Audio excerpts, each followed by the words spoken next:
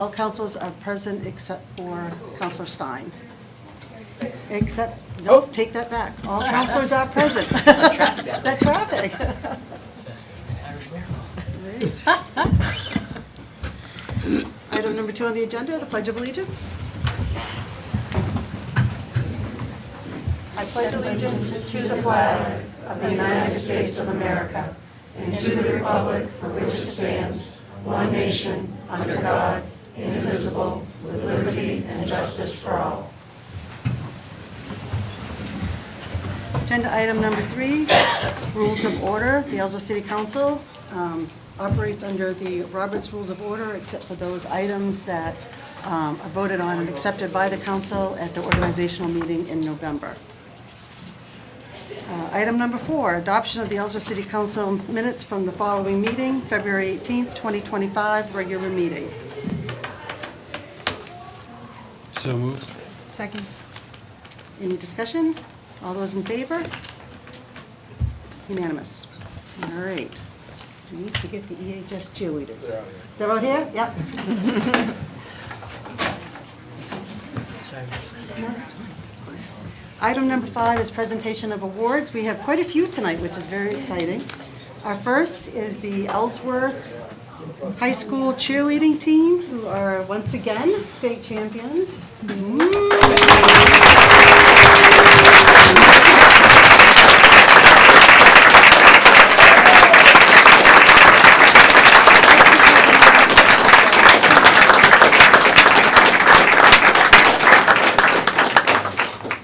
So the cheerleaders are Haley Reese, Noelle Town, Haley Bacchus, Katie Clark, Whitney Jordan, Grace Robinson, Molly Alley, Olivia Layton, Molly Smith, Callie Clow, Kira Crawford, Logan Llewellyn, Brooklyn Burke, and Callie Brown. Nice job. And coach, number 1. Archer. Hi, Kat. Sorry, we had Archer. They didn't put your names on it. Yeah, no, he never does. He always forgets about us. Mr. Frost. Mr. Frost did that? Mr. Frost. He doesn't include us in that. It's okay. All right, the City of Ellsworth proudly presents the Certificate of Achievement to the EHS cheerleading team in recognition of securing your 3rd consecutive Class B North Regional Championship, but it's actually your 3rd state championship. So we will You do that too? It was the 3rd state championship. Congratulations.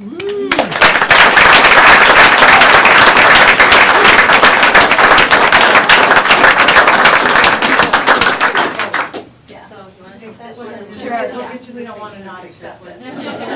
Of that too.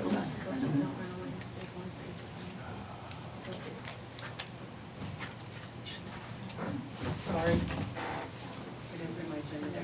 Oh, yes. Melanie Fox and Pat Archer are PVC cheering coaches of the year.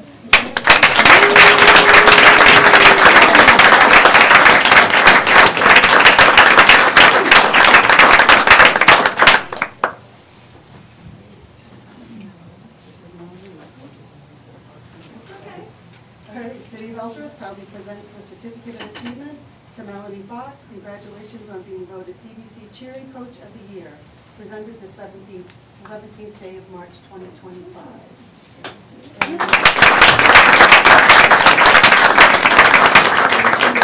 Proudly presents the Certificate of Achievement to Kat Archer. Congratulations on being voted PVC Cheering Coach of the Year, presented the 17th day of March.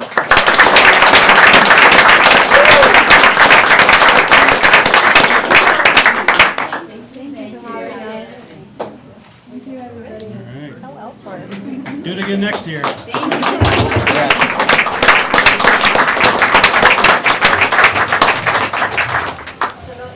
The next is Ann Catherine Burns and Ella Montgomery, state champion individual event swimmers.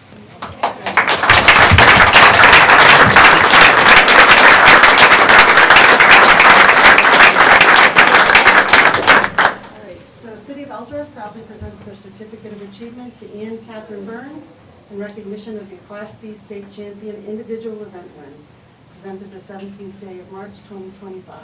And which event? 100 breaststroke. 100 breaststroke. Congratulations.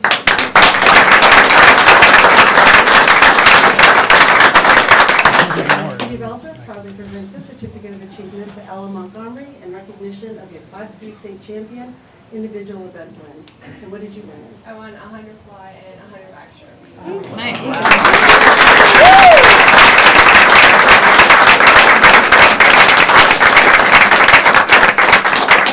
Thank you very much.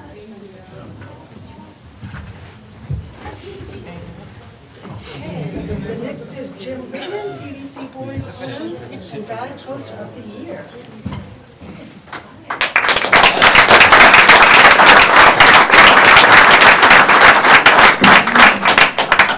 City of Ellsworth proudly presents the certificate of achievement to Jim Goodman. Congratulations on being voted PVC Boys Swim and Dive Coach of the Year. Is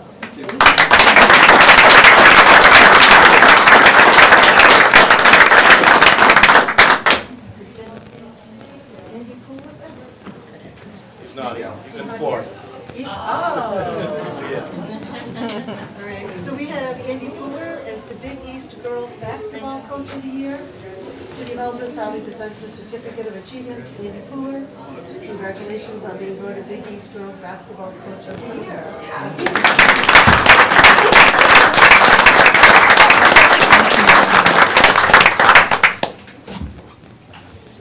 Oh, Daryl Clark.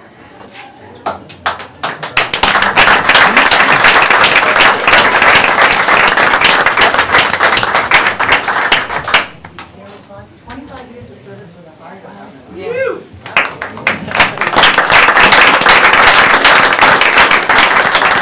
City of Ellsworth proudly presents a certificate of service to Captain Daryl Clark in recognition of 25 years of service in the fire department. Your devotion to duty and loyalty to the community have contributed to the improvement of the city of Ellsworth. Presented this 17th. Yay.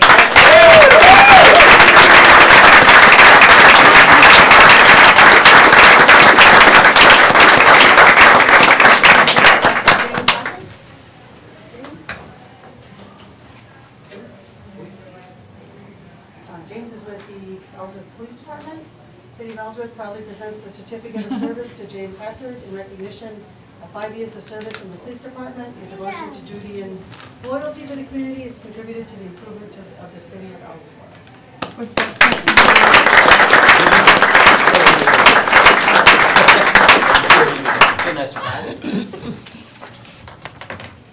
So the next is, we could have Meadowview staff members,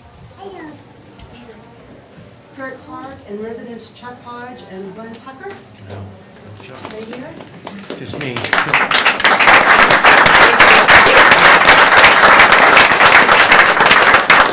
been asked to read this. I'm Jennifer Hellman, the president of the Hancock County Homes Foundation.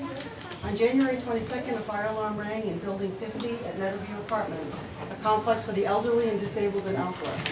Kurt Clark was on duty in his maintenance position when the call came in. When he arrived at the building, he witnessed smoke coming from a window and under the eaves of the roof. Kurt entered the common area of the building and yelled to get out of the building while knocking on tenant doors. He identified the unit where the fire was centered and opened the door to assist the tenant. There was so much smoke he couldn't even see him. He made sure the other 3 units in the building were evacuated. When he returned to the first unit, he found the tenant had dragged himself to the door. Kurt attempted to pull the disabled man into the common area, but he was too heavy and the smoke was overwhelming. He ran out of the building and called man down, which drew in 2 other elderly residents, Chuck Hodge and Glenn Tucker. All 3 entered the building and were able to get the tenant onto a blanket and drag him toward the main door. They had to stop halfway as smoke was overcoming them. By then, the fire crews had arrived and were able to pull the tenant out of the building. Kurt entered a burning building multiple times to ensure our tenant's safety without hesitation or concern for his own well-being. There is no doubt Kurt's heroic actions saved lives that day.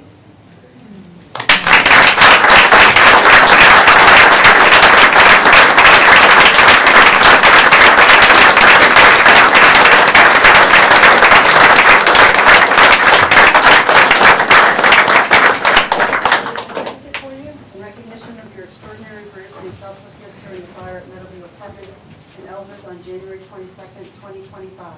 Your courage and quick action in a time of crisis exemplifies true heroism, and we extend our deepest gratitude for your service to the community. Thank you. Thank you very much.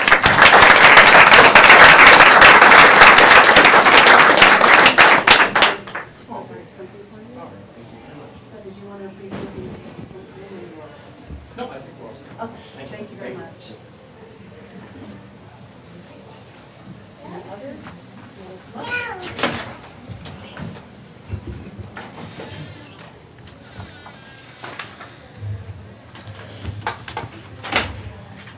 I have Captain Clark, Riley DeWitt, Bo Parker, Mike Casellas. Make sure I got everybody. Matthew Perry. Interim Deputy Chief Tyler Kennedy can't be here today as he's down in southern Maine doing some training. So first off, let me express, the fire department is by nature very humble. We don't like getting awards, we don't like receiving awards, and we don't like talking about it. So this is difficult for us. We don't like to be in front of the general public this way. So I'm going to read this as kind of a synopsis of the events, and then we'll recognize them appropriately. So this presentation serves as a formal accommodation expression of profound gratitude for the exceptional performance, unwavering bravery, and exemplary teamwork displayed by all involved during the fire incident at 26 Meadowview Lane, Building 50 on January 22nd, 2025. Pardon me. The initial dispatch at 0826 hours reported a fire alarm activation with indications of heat, smoke, and a manual pull station activation. The subsequent discovery of smoke and fire emanating from the Bravo side of the building upon the arrival of Squad 5, Ladder 1, and Car 2 immediately confirmed a serious and rapidly evolving situation. The prompt request for automatic aid and the establishment of Meadowview Command were critical first steps in managing this incident effectively. Upon learning that there was an occupant still inside the single-story wood-frame multifamily unit, with 25% of the building involved in fire, the situation became a life-threatening emergency. Courageous and decisive actions of firefighter Casellas, firefighter Parker, and interim Deputy Chief Kennedy, who immediately entered the burning structure and successfully rescued the victim, are particularly commendable. Their selfless act of bravery, entering a hazardous environment without hesitation, directly resulted in saving a life. The swift medical attention provided by Northern Light Medical Transport upon the victim's extrication further highlights the effectiveness of our integrated emergency response system. Simultaneously, the crew of Squad 5 initiated an aggressive interior attack on the fire, while the crew of Ladder 1 established a critical water supply from the hydrant in the corner of Maddox and Tweedy Lane. The coordinated efforts of both crews in suppressing the fire were instrumental in containing the blaze and minimizing further damage to the building. We extend our sincere appreciation to the Olean Fire Department for providing station coverage, ensuring continuous protection for the Ellsworth community. The Mariahville Fire Department for assignment as our rapid intervention team underscored our commitment to firefighter safety. The suppression and overhaul work undertaken by the crews from Lemoyne, Trent, Mount Desert Island, Southwest Harbor, and the roof were essential in achieving full extinguishment and preventing rekindle. The dedication of off-duty Ellsworth Fire Department personnel who responded to provide manpower and staff rescue one for EMS at incident is also gratefully acknowledged. So, in recognition of their exemplary actions, we wish to formally acknowledge the following. I have given a letter of appreciation for the 3 members from Meadowview Complex. Department citation for bravery. Firefighter Michael Casellas, firefighter Michael Bo Parker are hereby recognized with a department citation for bravery for their courageous and decisive actions in the rescue of an occupant at 26 Meadowview Lane. Department citation for valor. Interim Deputy Chief Tyler Kennedy hereby recognized with department citation for valor for courageous and decisive actions in the rescue of an occupant at 26 Meadowview Lane. The difference between the bravery and the valor is that Interim Chief Kennedy was still in street clothes. He was operating as a command officer, not as a firefighter. He chose to enter the building and assist Casellas and Parker with the effective rescue. Unit Citations Award. Captain Darrell Clark, firefighter Riley DeWitt, firefighter Matthew Perry. Crews of Squad 5 and Ladder 1 are awarded a unit citation for outstanding teamwork and effective fire suppression efforts during this incident. I also extend a letter of accommodation to all our mutual aid partners. The actions of all involved in the response to the fire at 26 Meadowview Lane on January 22nd, 2025 reflect the highest standards of professionalism, bravery, and dedication to the safety and well-being of our community. Your commitment to your duty is deeply appreciated and serves as an inspiration to all of us. I'll give this in your order. Sure. So the City of Ellsworth proudly presents this Medal of Bravery to firefighter EMT Michael Bo Parker for his heroic actions during the fire at Meadowview Apartments in Ellsworth on January 22nd.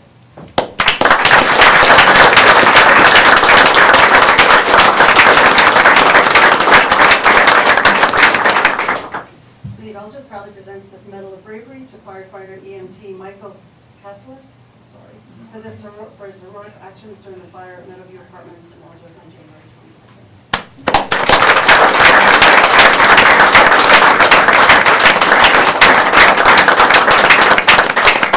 City of Ellsworth proudly presents this Medal of Valor to interim Deputy Fire Chief Tyler Kennedy for his heroic actions during the fire at Meadowview Apartments in Ellsworth on January 22nd.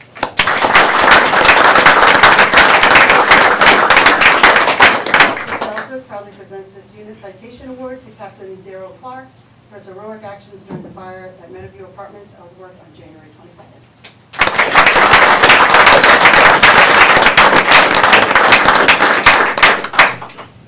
City of Ellsworth proudly presents this Unit Citation Award to firefighter Riley DeWitt for his heroic actions during the fire at Meadowview Apartments in Ellsworth on January 22nd.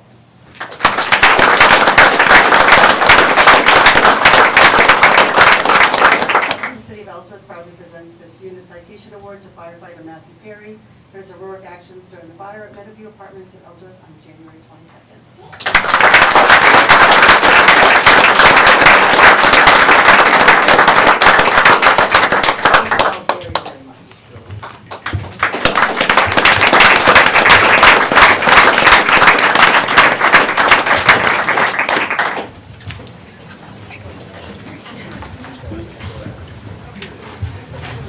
Thank you, all of you.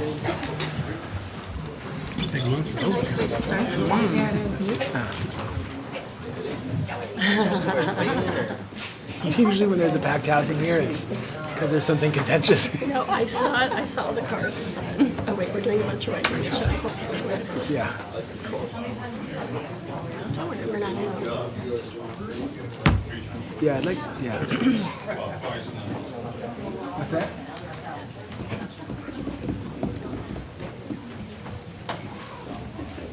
It's worked out. That's great. That's great. Right. Agenda item number 6, City Manager's Report. Thank you, Pierce? Thank you, Chair Beal. I'll try and be brief. We have 24 items, and a lot of them have, I think, some things that are very pressing, so I'll be brief today. But number one is budget season's in full swing. I know we had our first big budget meeting on Thursday. Really proud of the finance team, all the department heads, everybody kind of fast-tracked the process by a full month so that we could align more of our schedule with the school's budget submission schedule so that the city council would kind of have both sides of city hall spending in front of them, for the first time in probably a long time. So proud of the work that we've done for the public. The draft version is available online at ellsworthmaine.gov/budget. Again, those are preliminary numbers. There's an overview section in there, but that doesn't have the school's budget request, which will come in on the 25th. We're just considering in there right now for planning purposes only what the previous year's budget was for that. And there's a lot of other things in there, so I wouldn't take that as gospel just yet. We're just going through the process, but very, very excited about the place we've gotten and all the work that was done last year to kind of revamp the process. We built it in the software system for the first time, so it made it a lot easier to kind of get to where we're at now, but even better next year, hopefully. Courthouse update. I'm hoping to have a much more detailed update sometime this week. We have a very big meeting tomorrow where we're getting very close to the sort of initial agreements on purchase and sale, land swaps, sort of defining what the city's obligations moving forward in order to keep the process moving forward as well. So I'll have an update hopefully for council and the community in much fuller detail later this week. Councilor Smith and I did testify to the judiciary at the legislature last week, I want to say, and as an initial kind of potential request for state match reimbursement to our project should to move forward. I think there is a little bit of likelihood that it might be moved to another committee, that this might not be the exact best committee for this request to be in. It should maybe be in appropriations or the Department of Transportation. So whether it's this year or next year, we're going to keep pressing on that piece. It's that time of year, mud season. The ground is getting softer. It's getting a little bit warmer. So we're planning a lot of beautification type things. So had a couple meetings last week, but really trying to amp up our beautification efforts. And that's plannings for Main Street and High Street and the Marina, Knowlton Park, City Hall, some new playground equipment that was purchased last year and is ready to be installed once the licensed installer is ready to go. So I know Jim's got a facilities request for redoing the flooring on the splash pad. So we're really trying to start prepping for the summer and a very busy season, I'm sure. For our econ development director application process, we are in the swing of it there as well. We had about 40 applicants for the role, and we had our first 2 scored interview with the interview panel today, and we're kind of down to the final 5 candidates from those initial 40. So over the next couple of weeks, we'll kind of finish that interview process and then move towards the recommendation steps. So hope to have some announcements there soon. The downtown facade grant application process is closed. We had tons of applications, so really happy with that. Probably a little more than we have in total funding, but so I know it's going to be difficult for the committee to make some selections, but really excited for some big downtown facade grant improvements and knowing that we got plenty to choose from. So it should be really exciting to have that move forward. And then last but not least is we just opened the front office area, the new front counter redesigned. Happy to report. I probably give Jim a lot of credit at budget recently for how cheap he is on things and all the work he does, but we'll just keep singing praises on Jim. He was under budget and on time, which in the construction process I've undertaken as a one-man band have never actually happened for me personally, but Jim, I saw him here on weekends.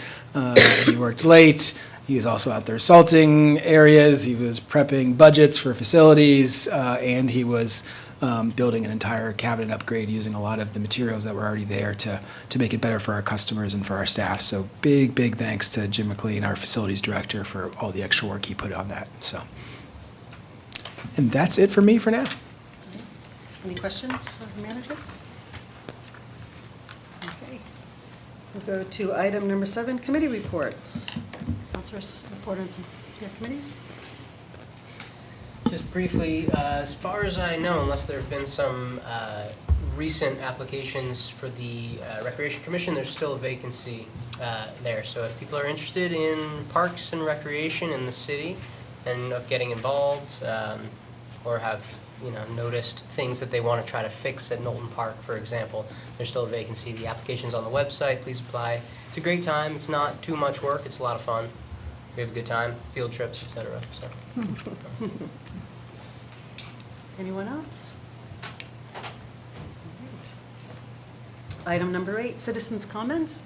This is the place on the agenda. If people would like to speak to the council about council business or city business on items that are not on the agenda.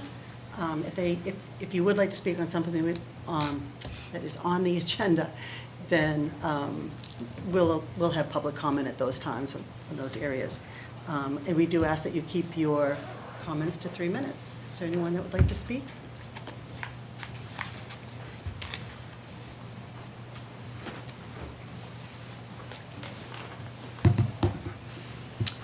Good evening. Cara Romano, Director of Heart of Ellsworth. And Karen Otto, President, Heart of Ellsworth Board. We are here this evening.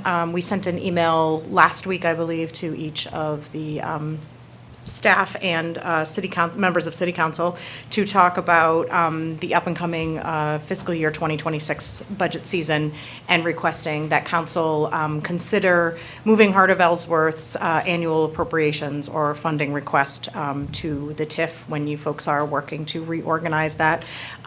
Just sort of to put a finer point on our email and our request, just wanted to take a little bit of time tonight to sort of talk to you folks about why we're requesting this, and also to give you an update on a couple of the resources that we were able to procure between last week and this evening.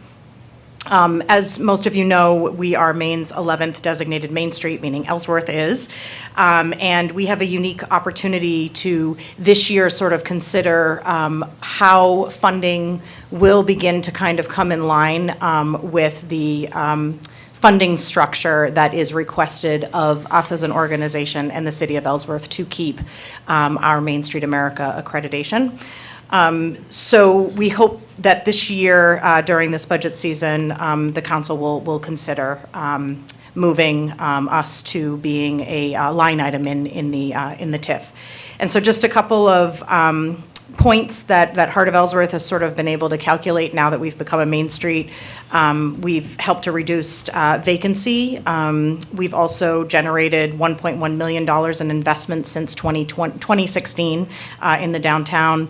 And we have also awarded over $30,000 in grants to 22 different businesses since 2020 and secured over $623,000 in grant funding to support local projects here in the downtown district. Over the course of the past week, at the request of one city councilor, we've been asked to sort of find out how other municipalities around the state work with their Main Street and how the city funds that Main Street program. And so we've heard back from all but one Main Street community in the state. And there are numerous municipalities that have their funding structured this way, which includes Belfast, Augusta, Westbrook, Bath, Saco, Gardner, and Rockland. They all utilize TIF funding to support their Main Street programs. And we are waiting to hear back from one other. And in the meantime, we've had direct connection and resources that have been shared with us from Gardner. It died. Yeah, it died. It's Bath, Gardner, and Old Town, and they have shared resources and how their TIFs are structured that directly support their Main Street communities that I will share with city staff and council. That's 3 minutes, thank you, I'm sorry. It's okay. We were done. Okay, Thank you. but please come to the budget meetings. Also, thank you. Thank you. Any other people like to speak? Anyone else? All right. Item number 9, councilor comments. Councilors have any comments for tonight? Okay.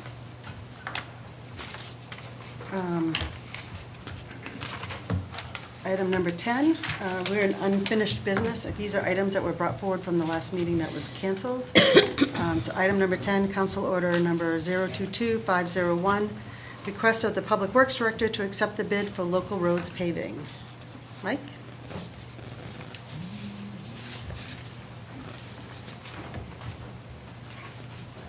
Good evening, everybody. Michael Harris, Public Works Director. As Michelle stated, this is carrying over an item from last month. We had put out the local roads for bid in February, and then when we received the bids, upon further examination of the bids, I found there to be some significant errors, and so I asked the council to table the bid at that time so I could review those errors with the bidders that had submitted their proposals. Ultimately, it was decided to just put the bid back out to everybody again, which we did. So we revised the bid, we put it back out to all 5 of the original bidders, plus we put it on the website for anybody else to bid that wanted to bid. The same 2 people bid, we received their bids, went line by line through their bids, and at this point, it looks like Northeast Paving came in with the low bid of $1,613,750. That bid includes some bid alternates that we were hoping, if we came under, we would be able to accomplish. So the bid alternates are, there's a stretch on Oak Street that's had some serious pothole issues, and we've had multiple claims from citizens. It's very difficult for us to fix that in the wintertime because hot mix is not available, and the material that we use to patch it comes right back out after the traffic goes over. So we're asking as one of the bid alternates to do a 3-foot strip for 300 feet along that Oak Street travel lane to get rid of those potholes and cure that situation. The other alternate that we asked for is there's an area behind the library along the river where when we plow down in the behind there, we pile snow, and where the pavement ends, it's dropping off pretty bad. And so we're asking to rebuild that and pave that area so that we don't have that erosion in the future. And then the last, on Main Street, last bid alternate, we have a seam that goes all the way across the road, Main Street, all 3 lanes. That's become uneven, and it's caused quite a bump. And so we're just asking to cut back 3 feet and just put smooth pavement back in to repair that area on Main Street. Otherwise, all the roads are the same as they were the previous months.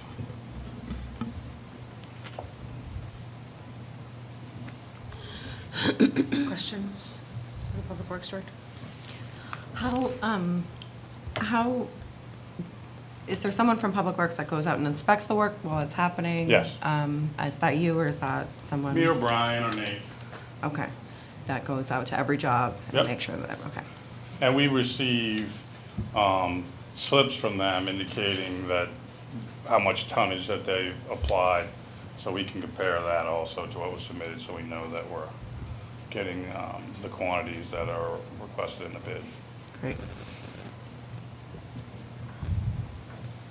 So I have a question. So I saw that the funding is coming from the bond, but did we budget a certain, before we go any further, did we budget a certain amount for the bond? 2 million. 2 million? So we are, yeah, substantially, for this portion, for the Yeah, roads portion. 2.1. So, yeah, we're substantially under at this time, even with the alternates. So, Okay. yep. And I think we're on the ban, but we would convert that to the bond. Yeah. And, as previous discussion of kind of what the ban was for, we had that full presentation with details on each road and kind of what went out there. So I believe all of the funding pieces are secured. And as we were kind of mentioned, this was sort of a pencils up winter and fall and It's just a big reimagining of the way we do our roads now, and this is our first round through it, and it wasn't easy, but I think the city of Ellsworth will be in a much better position moving forward. And does Northeast Paving think they can get this all done in 1 year? Yes. That's And a lot. Northeast Paving is also the company that will be doing High Street. Oh, for the So state. High Street will be, just as a note, they'll begin grinding High Street earlier to middle April. So it's earlier than they expected, so folks are prepared. They will start grinding and lowering structures on early April, with expected paving to probably begin late April, early May for that project. And I should note that our deputy city manager, Sarah, has a lot of experience with Maine DOT and transportation, and she's been involved in this bid process in the second round as well, but we're also, this will not probably be the last time that we come to council for these types of pieces. We all know the road conditions around here, but Sarah's, kind of priority one is a more robust capital improvement plan and how do we kind of start logging all of our roads, potentially do a GIS system, and really, this should almost be a mathematical equation at some point in time. I know I've talked to other cities and towns that that's the way it is. Here's all of our roads, they're in a database, they're in a system, they're on a maintenance track, and really, moving forward, of course, there will be emergencies that come up that could be funded through the local roads program that's funded each year, but we'll be on more of a consistent maintenance and funding cycle for roads. So a lot more to come on this. And I think we've got some process improvement. We talked a bit about those last council meeting, but some process improvements here as well, especially now with Sarah being on board to really kind of ramp up this piece. So. Tammy? Did you say that we borrowed 2.1 million? We banned, We banned, Yeah. we're gonna be borrowing. So what are we gonna do with the rest of that? Are you gonna look for more roads to do? That's all- that's I would like like to do half that. a million, I would like to do $500,000, that, so but that's Charlie's. You know, it's one of the things I want to talk about, I think, not next week, and then school, and then I think it's the last week in March here, maybe March 27th, we have capital improvement SIP process. I think there's, do we want to apply to that? Do we want to consider the track as a down payment on those pieces? There's probably, a dozen or so of things that aren't necessarily included in this budget cycle right now that are the top of the list. Again, we're going to need a much more robust, and we have some full 5-10-year plan with, all the bells and whistles on how we have it in the system, kind of like our budget books now in a software system, so that it's not just a one and done process, but kind of like one of the reasons we went with the roads forward, because we know that this needs to happen. So do we want to apply the rest of that surplus band funding to, which we felt was kind of fiscally responsible over the next few years in the previous cycle, and looking at our debt schedules, that this was about the appropriate amount for this. So do we want to apply it to more roads? Here's what they could be. There's a bunch of other capital assets and requests with excavators and, requests all across departments that also may want to be considered for that, so. we borrowed the money for the roads though, correct? So, yeah, we'd have to readjust the language for the ban on that, but it's kind of an outstanding question to council on, do you want to go further into roads? Or do we want to think about spending that money in other capital projects that are high priority too? We also, just because we ban it doesn't mean we need to borrow it. So we can always put it back and re-borrow later on another $500,000, and most likely the interest rates will be lower if we do it that way anyway, so. Because the only thing I worry about is if we try to do more, is we're not gonna get it all done in 1 year, because Northeast Paving is doing the state work, we'll be doing our work, and we'll be in November trying to get roads paved, and it creates a lot of chaos in the city when you do too many. But for the public, to name these streets, and are these streets gonna be all just paved, or are some of them gonna be ground, or? No, they vary. They're gonna vary? Can you let the people know? Yes, I can. I couldn't find it in here, so that's why I could have done it. Thank you.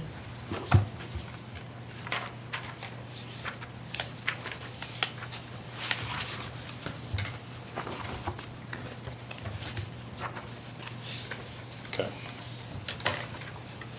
Sorry, Mike. Sorry, I had a bunch of stuff with me in case there was a lot of questions, so I just wanted to be really prepared, so. All right, so,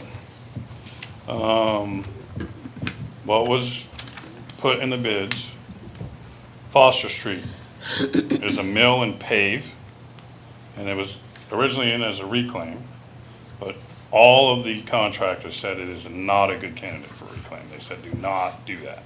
Yeah, it's not thick enough. Because the curbing would get undermined, they might have to replace the curbing, it could become very expensive. So the recommendation from them was not to do it as a reclaim, and so in the second round, we put it in as a mill and pave.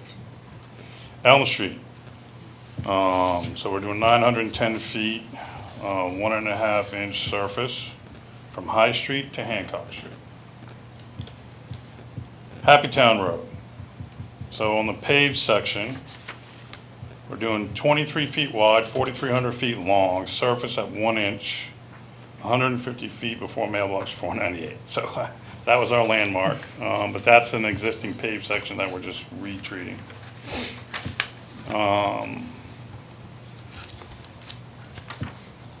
Grant Street.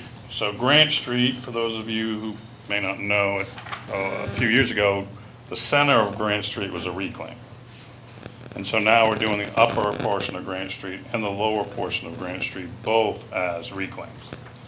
So the upper portion is 3,300 feet, 21 feet wide. And then the lower portion is 1,700 feet, 20 feet wide. And those will be reclaimed, so 2 inches of binder and then 2 inch and 3/4 of surface. Western Avenue, Holt and Argonne, all those streets.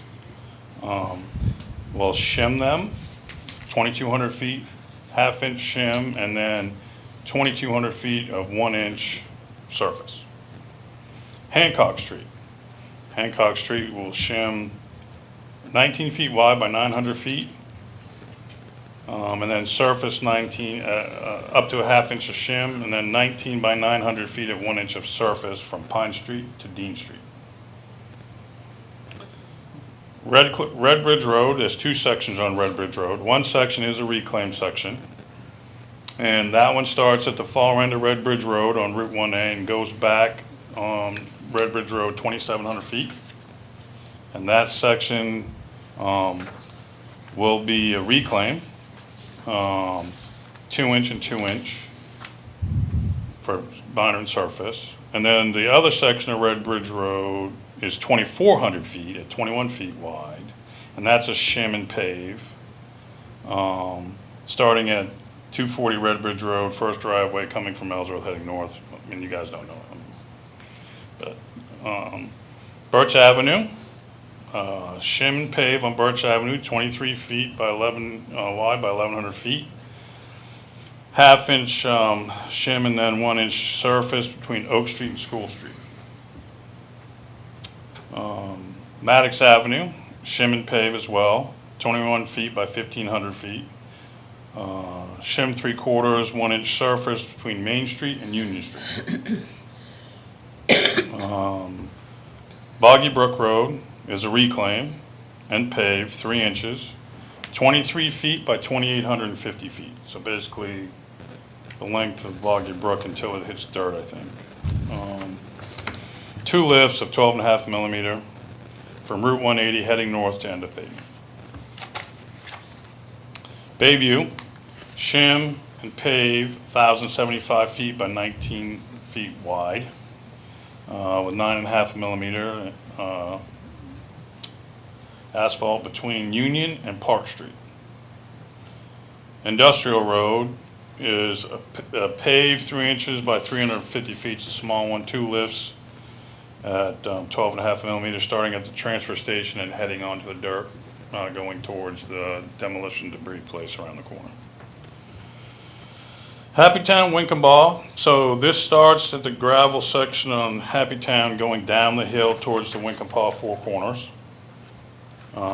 So that's going to be 22 feet wide by 3,200 feet. City, we will grade the existing gravel that's there. And then they will pave 2 inches of 12.5 millimeter and 1.25 inches of 12.5 millimeter for the surface. And then turning right, going across the stream, where we did a bunch of work this fall to rip wrapping and getting the ditches cleaned up and trying to prevent that water that was running into the stream. We're gonna pave to the other side of that, 500 feet to the other side of that bridge to try and finalize keeping that erosion out of the stream and out of the lake, out of Branch Pond.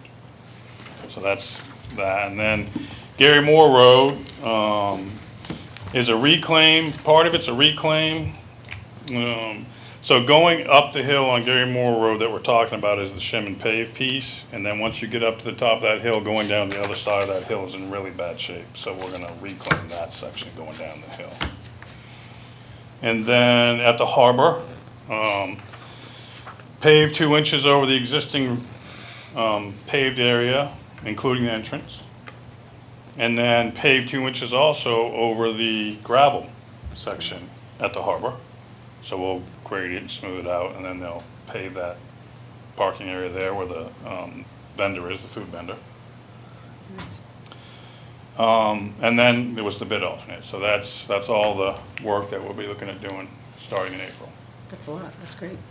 So, and hopefully everybody enjoys some nice smooth roads to ride on, and we've already started picking roads for next year. And so if Tammy wants us to do more roads, then we will try and accommodate it. Wasn't saying that, just, I mean, I definitely think we need to, absolutely, 100% we need to, but, Yeah. yeah. So I just was wondering where the rest, like what we were planning on doing. But Yep. you have a good explanation, something to further explore. Mike, when the paving happens, especially, well, I remember paving when it happened last time on Happy Town Road, is it called the apron where the driveways come Yep. in? Do they do that and make sure that Yes. okay, all of that They is do also 3 covered to in 5 that? feet into the apron to make sure it tapers into the pavement. Okay, and they'll Yep. like fill with gravel or whatever? Yep. To make sure that, okay, that's all smooth, great, thank you. Yep. Do they pave into non-paved driveways? As long as it's in the right of way. That's what's called out in the bid, and that's what they bid on. Yeah. I know they apron paved driveways, but I didn't know they did it for the others. And Maura, myself, our communications director, and Sarah, our deputy city manager, have also talked about, we've got a lot of state road work coming, a lot of our own I road can work coming. recap it if you'd like. And we're going to. It's a lot. It's going to be a lot. It's going to be, I think, coming in as city manager, everybody I talk to is like, the roads, complaining, we've got to get the roads. I have a feeling now we're going to be paving roads, and people are like, the traffic, the road construction. So we're going to try and, get notifications to all these folks should the council move forward. Try to get some timelines. I know a lot of the night work is supposed to be happening on High Street, but I've also heard that's not exactly, there still could be some hangups there. So try to give people as much notification on when this road work will be coming as possible, both on social media, but also through letters and notifications, and try to layer this in as best we can. So I can imagine a lot of future city manager reports just kind of updating on road work here. Great. It's good stuff, though. Yeah. Like Tammy said, it needs to be done. Yes. Yeah. Sure does. Will there be like, the DOT has those big electronic signs? So I will don't we- know that do you they'll know be they for were High doing that Street, one? but there will be for Washington Junction Road. Because they're actually going to shut down one end of the Washington Junction Road during April vacation. Okay. So from Hancock out to Route 1 will be closed. So they can do cross culvert work down through that section and do all the cross culverts in 1 week instead of trying to just do shutdowns over a course of time. So I do know for that one, they said they plan on bringing message boards down and having them set up to let people know that stretch of road will be closed when the time comes.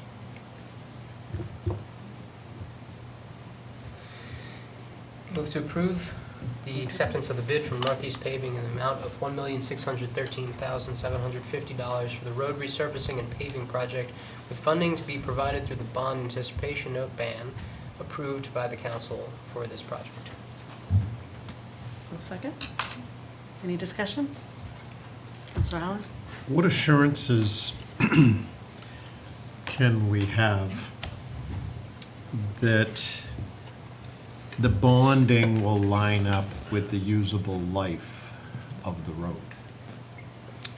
I'm all for the road work, we all know we need it, but the last thing I want to do is, this is coming from the bond anticipation, but I don't want to finance a 5-year road for 15. Can you remind us the term of the ban? It's the ban is like there's a year process from draw, and then there's an interest rate on that. But then the second piece, and we're probably looking into FY '27 would be when we'd be coming in for like the first debt service payments on that piece. But we negotiate the terms with the bond bank at that time. But Steve, so I'll line up. I think if I remember correctly, we had some general ideas in the last kind of initial presentation on this, but whether the reclaim, what's the lifespan on that? At least 10. The repave, what's the lifespan on that? And to your point but also keeping in mind that we've had some deferred maintenance here too. And we're doing a big amount in kind of one, and what's our kind of future that we're gonna need to be bonding for. And by that time, within this year, I would say annual year, part of that's in the strategy planning process, is we're also not just gonna have like those roads for considering our future bonding and debt cycles, but all of the roads and the full sort of suite that's Ellsworth's going to need to tackle over the next decade, and then also looking at our current debt schedule. So there is the piece on the usable life of the roads, but also financially, how can we feather this in so it's most fiscally responsible based on current debt service, based on other debts falling off, to make some really data-driven decisions about what that bond will be in 2027, both on this 1.6 million, or maybe a little more, but also the next sets of potential bonds on infrastructure and how they relate. I think that's one of the important things about not just creating a list of the things that we need to do, but a system for total cost, how it feathers into the debt service, and a priority kind of like when it's going to be needed redone. That's just baked into the process. So ideally, future counselors, it's or future councils are just, every year, they're looking at their road plans in the capital improvement planning software, and these are the areas that are on deck to be done now based on current analysis, and then there may be some, hey, we didn't think this one was gonna be bad, but it has a huge pothole and we'll need to replace. Scouts Honor Steve will have that for that bond conversation. And it also comes back to council for permanent financing, so you'd have the opportunity to look at that again before it has. But there's a whole, if I may, Nope, that's isn't there fine. a lot of things that go into that one bond, and how, when that happens, can you structure certain portions of that? Absolutely. So that we're not, Absolutely. Yep. we're not We should. financing a 5-year job for 10. Yep. That's, Yeah, we absolutely can, and we should. yeah, I agree yeah, with you because 100%. I don't want, I'm all for doing the roads, because we all know that that's got kicked out of sight for too many years, but, and I'm all for the bonding for it, but I don't want it to get baked into a 20-year term when we're buying a 5-year product. That's my fear. Absolutely. I agree You with could you even, 100%.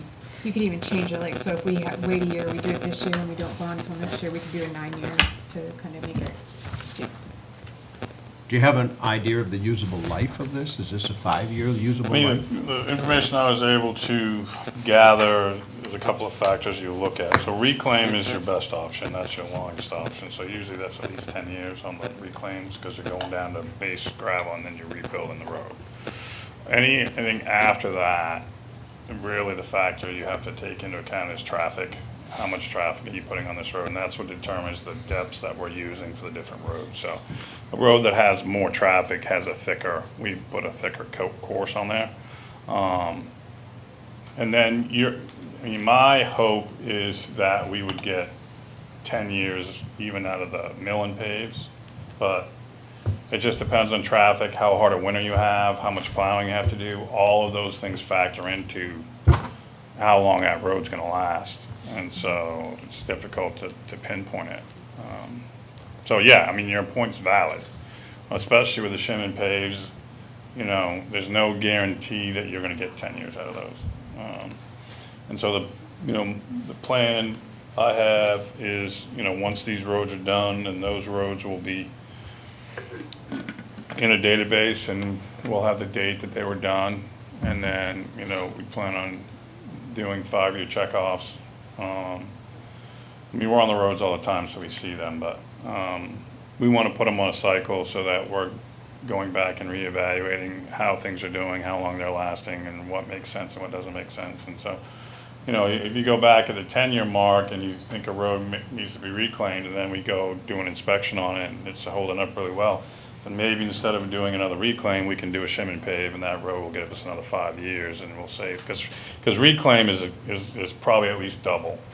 When you reclaim a road, you're probably at least double the cost of if you did a mill and fill or shim and pave. You're talking a serious amount of cash, but it lasts you a lot longer. And so that's the balance. Like if a road gets to be in too bad a shape, like Grand Street is, the upper and lower portion of Grand Street are really bad shape down to the base.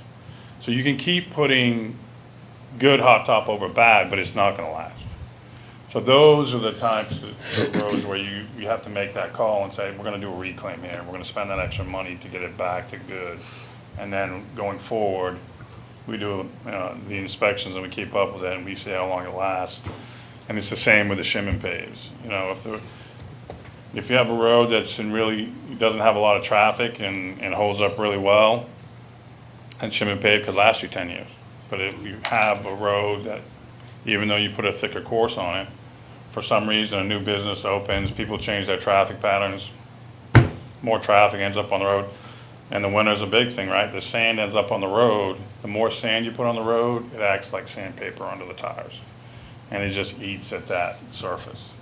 And that's when you see potholes, that's when you see the road start to deteriorate. So, if you have a mild winter, your roads are better for it. But if you have a long, hard winter like we've had this year, you can tell just by driving around. There are roads that have a lot of frost heaves and stuff in them that didn't have them last year, but they have them this year.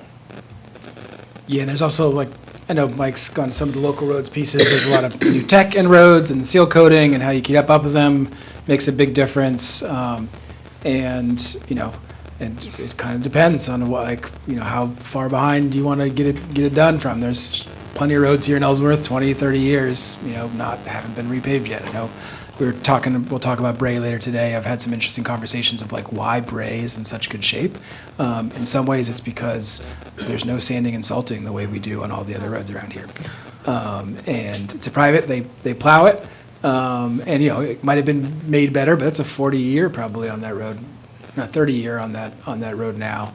You go over there compared to some of the other roads, which are city roads, and I can't say for sure that's why, but you know, some roads last a lot longer than others. Can be how they're well maintained, if they're crack sealed, and you know, and properly maintained, and like you said, use what they're on. It's definitely a different scale. But also one of the importance of with a place the size of Ellsworth, like getting a full inventory of the detailed conditions of these roads, getting them done, and then getting them all in a maintenance cycle that's most cost effective. And kind of layered into the financial capacity, so we're not just, oh my gosh, these roads are so terrible. It doesn't take an engineering degree to do it. Like let's have the engineering processes there so that we have our roads planned for the next decade or so. Okay, we have a motion and a second. Any further discussion? All those in favor? Unanimous. Thanks, Thank Mike. you. Thank you, Mike. Thanks, Mike. Item number 11, council order number 022502, public hearing and potential action on a proposed ordinance to more effectively control nuisance odors within the city of Ellsworth. This ordinance will outline how to determine an objectionable odor, compliance requirements, and enforcement procedures.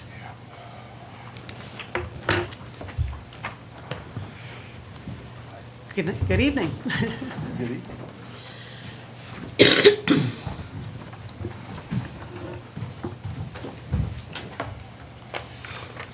Yeah, I'll send it over to our illustrious code enforcement officer, who myself have been spending, I don't know, many hours in this issue. A few. But it's an important one, a very important one, and I think we're getting closer to resolution or iteration of resolution here. We've got a new proposal we discussed at length last time around on basically a new smell ordinance. That the consent agreement seems to be the will of the council was a good faith effort to try to stay within the current smell ordinance and monitor activity like this, but it is not necessarily working, and we need to consider something a little more robust. We did, at the last conversation on this, kind of brought forward the Sanford smell ordinance, which seems to be more in line with the type of enforcement and specificity we would need in order to not just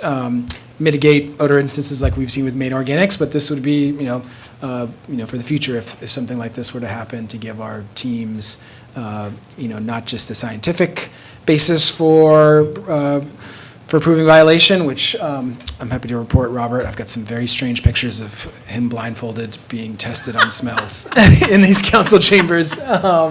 But we had, I think, a good group of staff that's now is tested in that butanol test, I believe. But as the Sanford ordinance really shows, there's kind of a reasonableness standard that they adopt, which, I know I was, that if it's persistent and if it's become a public nuisance and is really to the detriment of other citizens and businesses, that there's in addition to the butanol, but there's a more reasonableness standards that we can apply in a process for doing so. That might lead to quicker resolution, both for the Maine Organics types situation, but any sort of smell situation that would come up in the future. I know we tried to have Mr. Wagner wasn't able to be here. He was part of the person that helped the council apply the first consent agreement, which ended up not working out, but I think we wasn't able to be here today, but Mr. Pease from Redwood Winchell is here with us in case there's any kind of legal questions about if we were to move forward with this ordinance, what it would mean.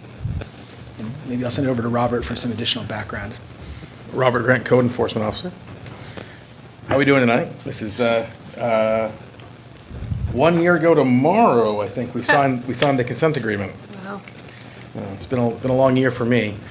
And I think we've all come to the conclusion that that didn't really work the way we hoped. And like Charlie said, I think we're on the right track as far as the odor ordinance that we've been working on to have a better handle not only on main organics, but any sort of nuisance odor from that sort of source in the whole city. This is what was in your packets is certainly not a finished draft, but it's mostly designed for some discussion tonight. And I don't know if you've had a chance to review it, but if you have any questions, I'm more than happy, or Tim can also step in and answer any questions you might have. I guess I'll open it up.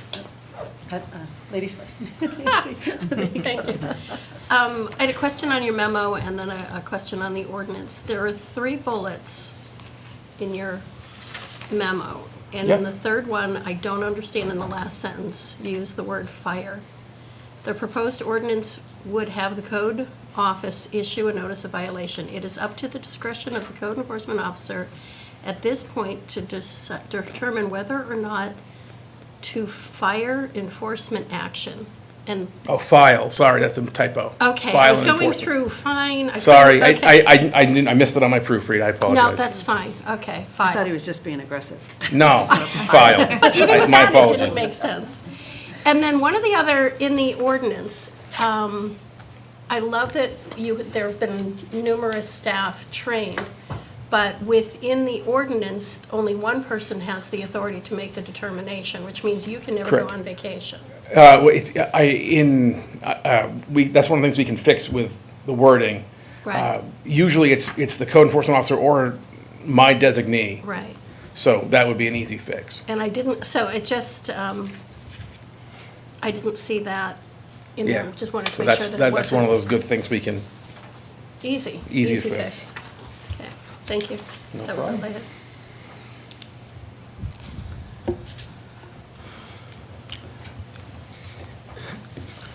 Go ahead. Sorry, yeah, Patrick, you were first. Just a few questions. The standard, the unreasonably interfere with the use and enjoyment of other properties for an unreasonable period of time, that's language taken from the Sanford ordinance? Is that correct? I believe so, yes, I'm trying, I believe so. It might not be exact. yeah, but that's borrowed. And legal counsel for the city has reviewed these standards and no one's raised any issues about, They wrote them. there we go, that's all I needed to hear. And the red inset type, is that language that's being proposed to being included?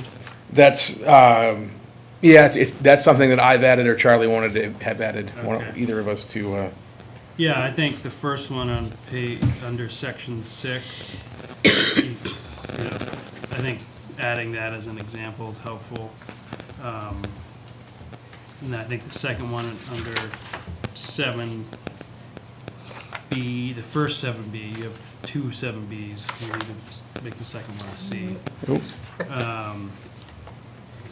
I think, I like the one under the B. I do not like I think we should remove, this may not achieve the desired results. yeah, that was my personal comment, not actually something we're gonna add to the ordinance. Well, I don't want to set, I think, you know, ultimately, if we follow through this process, you know, it goes to court and Yeah. we'll find one way or the other. The last comment I have is I think we want to review under section 9 miscellaneous D, which I think should be C. So I would keep A and C, which would be B. I don't think we need to allow for an appeal to go to the Board of Appeals. That just creates more process, and if we want to be able to fire an enforcement action Yes, quickly, the Board of Appeals process will add exactly. months to it and cost to the city and everyone, so I would suggest we remove. That was all part of my slow process. Yeah, so, yeah. I- So you're recommending to remove what should be C? What should be C, yeah. And I'm sorry, because I was trying to keep notes. Where did you see the piece on who was is it the odor observation?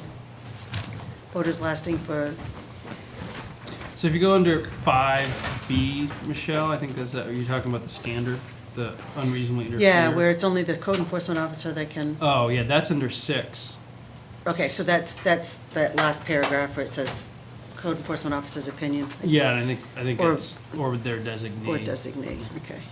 Yeah, and I think one of my additions was, sure, 15 minutes or more, like, that's clear, but even less than 15 minutes, if there's repeated instances, and there's sort of a reasonableness that, I think that's one of the things that we found, you know, Robert goes out there. He's very, he even, like, lives out there. He smells it sometimes, but, like, is it a full 15 minutes? And, like, what's the current standard?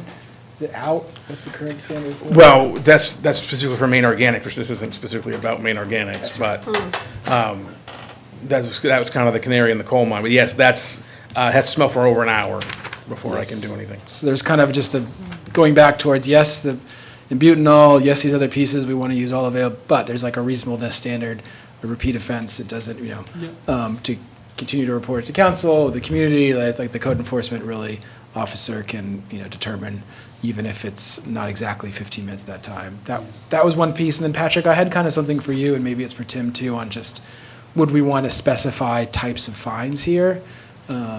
Or is that? You don't typically have to, because, I mean, we could, but this title we're referencing, 30 AMRS 4452, actually sets out a range of penalties per day. Okay. So we could just rely on that.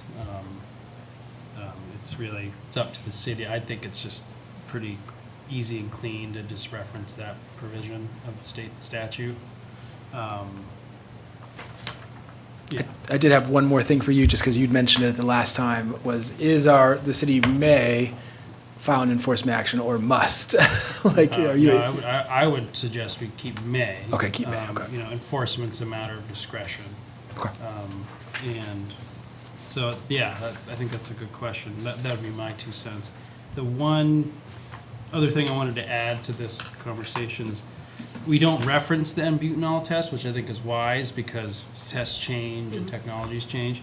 But I think to go along with this ordinance, we want to have like a standard, some kind of policy that code, basically, the more objective of a test we can apply, the better chance of the enforcement being upheld in court.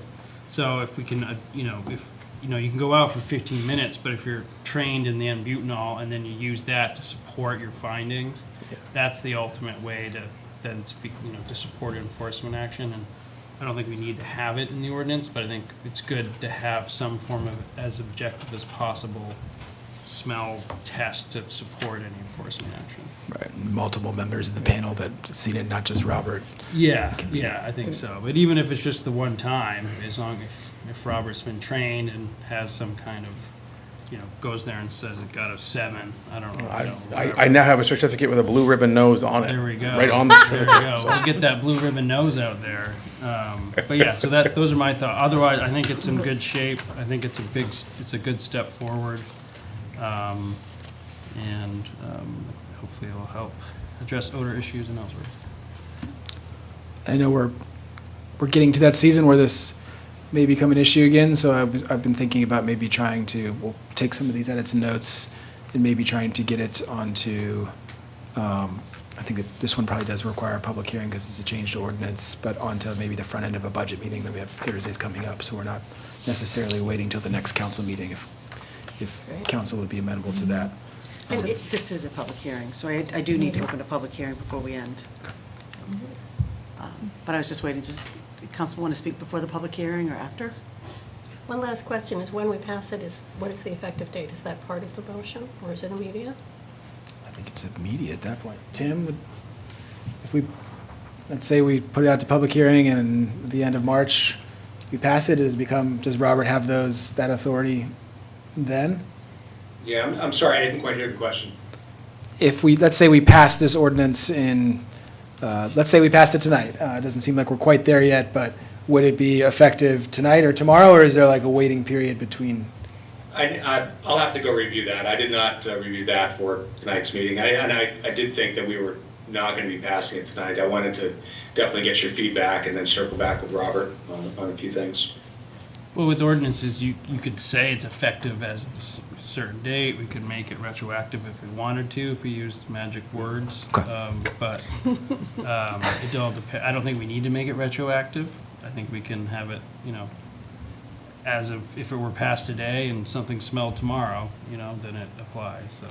So we'll take this feedback tonight, work with Tim and Redmond and our teams to incorporate, and then I'll just see about the next potential budget workshop as soon as we think it's prepped and ready for final, to get a public hearing and be available to be effective immediately, potentially. Counselor Stein, you did something. Would this, it's a different question, my first one was answered, but would this supersede the consent agreement that we have? Thought that the agreement acknowledges the city's existing ordinance and works out a separate agreement with them directly. Would this, being a new ordinance, supersede that? I'll let Tim or maybe Patrick clarify my legalese, but from this essentially is a new smell ordinance that applies to all, including Maine Organics or any other type facility that might produce an odor, and would be our new. And the consent agreement really is towards the old ordinance and wouldn't hold for this because it's not. This is a new ordinance, and you could have a consent agreement with a new offender potentially to this smell ordinance, but it wouldn't apply. That old consent agreement would in some ways be null and void. Yeah, if you look at, I don't know if you have the consent agreement in front of you, but 12A says the agreement should not be construed to limit the city's authority to enforce any other land use or permitting requirements related to Maine Organics use and occupancy of the property. So to the extent this is a new and different or even slightly different ordinance, then it would apply to Maine Organics despite the existence of the ACA. And yeah, because we've been deep diving along on this, I know that we've got some potential additional ordinance changes based on the housing needs assessment and the comp plan and other things, but if I was to see this in there, like this to me, having seen Sanford's, having like this one is a little bit more applicable and enforceable, kind of regardless of Maine Organics. This is the ordinance standard that if we were just talking about smell from scratch, what we'd want as a city to be able to enforce this. I feel like this is a much more enforceable and in line with reasonableness to kind of avoid the noxious effects that these types of things can cause harm to. So one last question. Are there outstanding complaints or recurring or even single-time concerns you've gotten from citizens that might fall under this new ordinance? Things like my neighbor's fireplace, or they're burning leaves or trash, or something that now would be more of an issue? Well, this ordinance is specifically for, it's like commercial and light industrial, so it wouldn't be your neighbors burning leaves or anything like that. It would be specifically for those type of businesses. So the odor ordinance that we have in place already would apply to anything like a residential odor issue. Thank you. I have researched this a bit. I have heard in the past that there were some places that used to be, particularly bad offenders on certain, but that's not as much of an issue. And I know Robert and I have talked about this. There's, that we do get these complaints on occasion, but, so we'll have the tools necessary to proceed apace in the future. And is this going to be a separate standalone ordinance, correct? So it's not under the planning board's purview?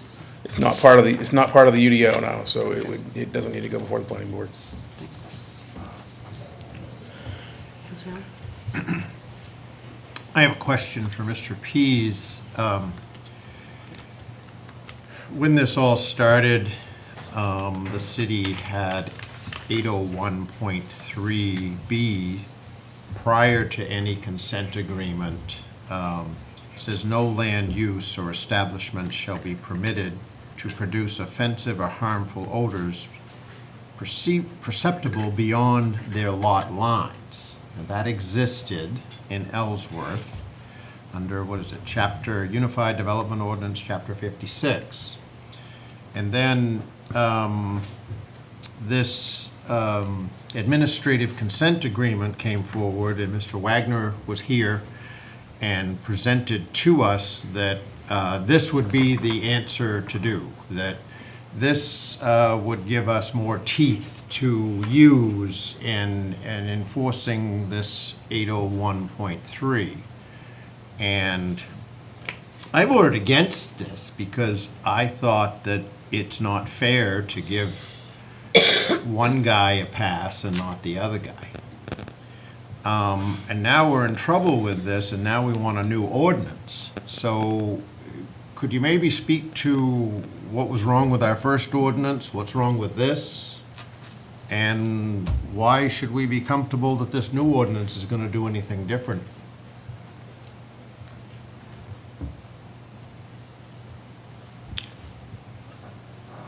Sorry, there was a Zoom glitch there, so I wasn't sure if that was directed to me, and so I paused, and clearly it was, because I could see people looking at the screen. So, I mean, let's face it, when you're dealing with the stuff that you can't see, it can be hard to measure. So, when you think about things that municipalities care about, the things that you can't see, that you care about most, are what you can hear and what you can smell. And so when it comes to stuff that you hear, you often have decibel limits and so forth, because those are somewhat easy to measure, but they can be tricky as well. So you tend to see, and as Patrick mentioned a few minutes ago, you want to have the most objective measures that you can, that are possible. So if you have to go to court, you can tell the judge, look, I've got the documentation right here, I've got the decibel measurements in terms of sound, I can prove a violation.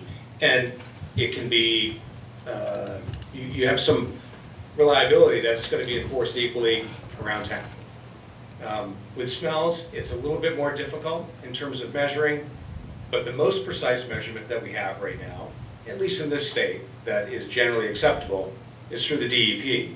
And so those measurements were included in the ACA. But that is just, again, one tool. Excuse me, So another- ACA, is that the administrative consent agreement? Yes. Okay. Yes. Yeah. So, that is a tool that is effective in trying to measure odors, but it's not the only tool that a municipality can have. So the tool that we're looking at with this ordinance tonight is, I'm gonna just be honest, it's more subjective, but it's also more realistic in the way that people live their lives in town. That the smells that they perceive are an issue, and they can be enforced in court. You've got to have, obviously, an ordinance in place, and you've got to have some reliability that the person who's enforcing it has got the tools and the experience to go make an assessment and say, yes, this is too much, this is a violation, and therefore it needs to stop. So I would say that the consent agreement has got one tool in it, which is a very specific tool, but this ordinance that you're looking at, which, again, we've been talking about Maine Organics, but this would apply to any commercial or industrial use in town. It gives another tool to the city to enforce what is, you've named it tonight, which is a problem from various properties. So that's, I think, how I would address it.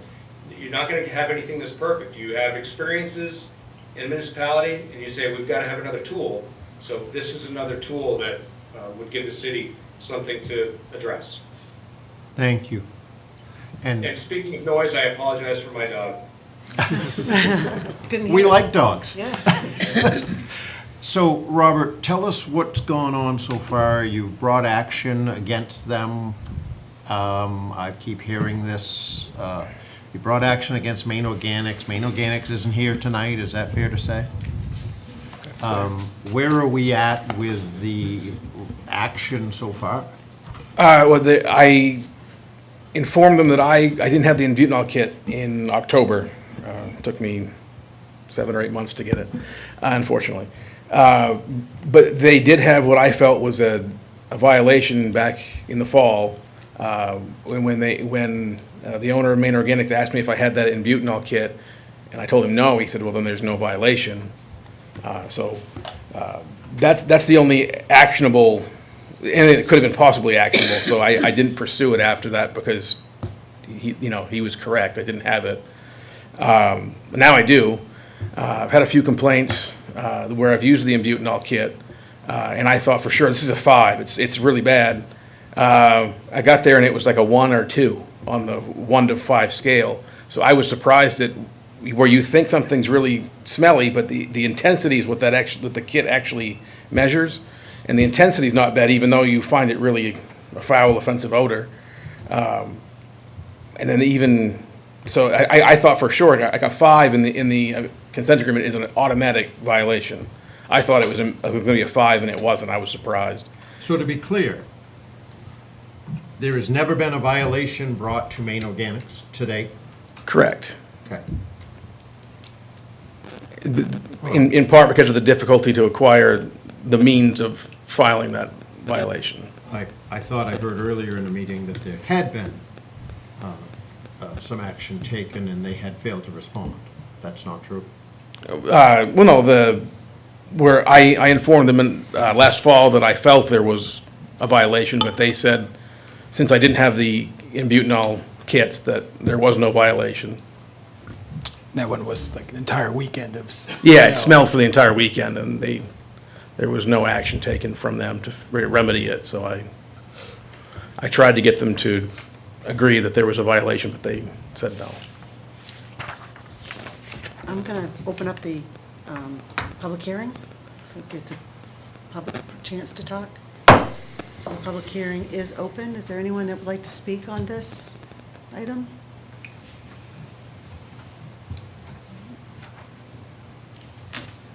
Public hearing is closed.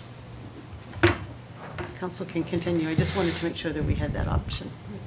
If I may, so the vendor in this case, or Maine Organics, they are not working with you any longer, or they are working with you? Where are you at there? Well, I haven't had any complaints that have gotten to the level of something I could enforce. It's the winter, so that's Right. usually when they smell the least. But are they cooperative? Are they, at For- one point for- you said they wasn't cooperative? Yeah, when they were? well, that was immediately following when I told them they had a violation, and they said, no, I didn't. And then it seemed to be a little antagonistic. Mr. Wellman, the owner of Maine Organics, since we informed him that there was going to be a potential new ordinance, he's been a little more agreeable, much more willing to act quickly if they do have a problem. But there really hasn't been much all winter to report. I think I've had 3 complaints, which is a lot less than the 77 I had between March and December. Thank you. No problem.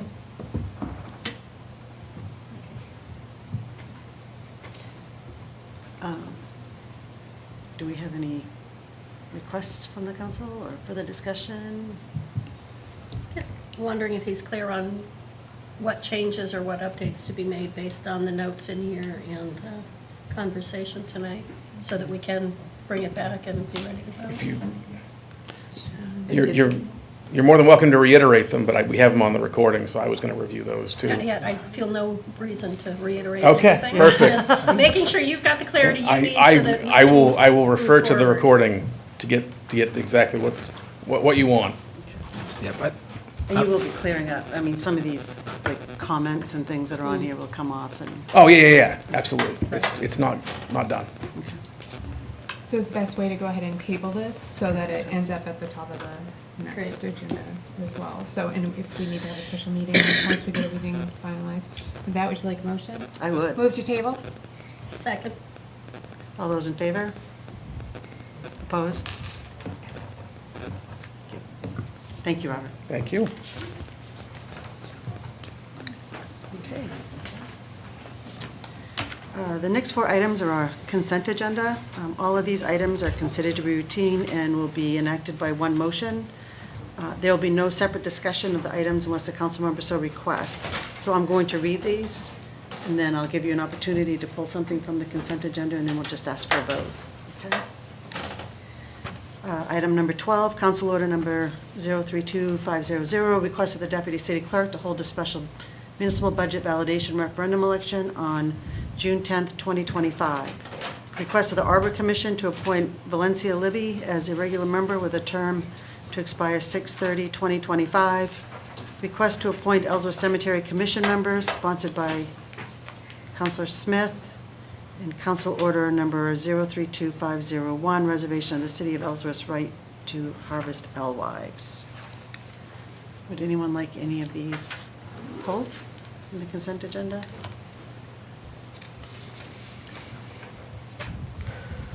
So I do have one, just because a request to appoint Ellsworth Cemetery Commission members. I just would like to know who they are and what we're doing with this. So I would like to pull that from the consent agenda. Anyone else? So on the request of the deputy city clerk, the Arbor Commission to appoint Valencia Libby, and reservation of the city of Ellsworth right to harvest alewives. Have a motion? So moved. Second. All in favor?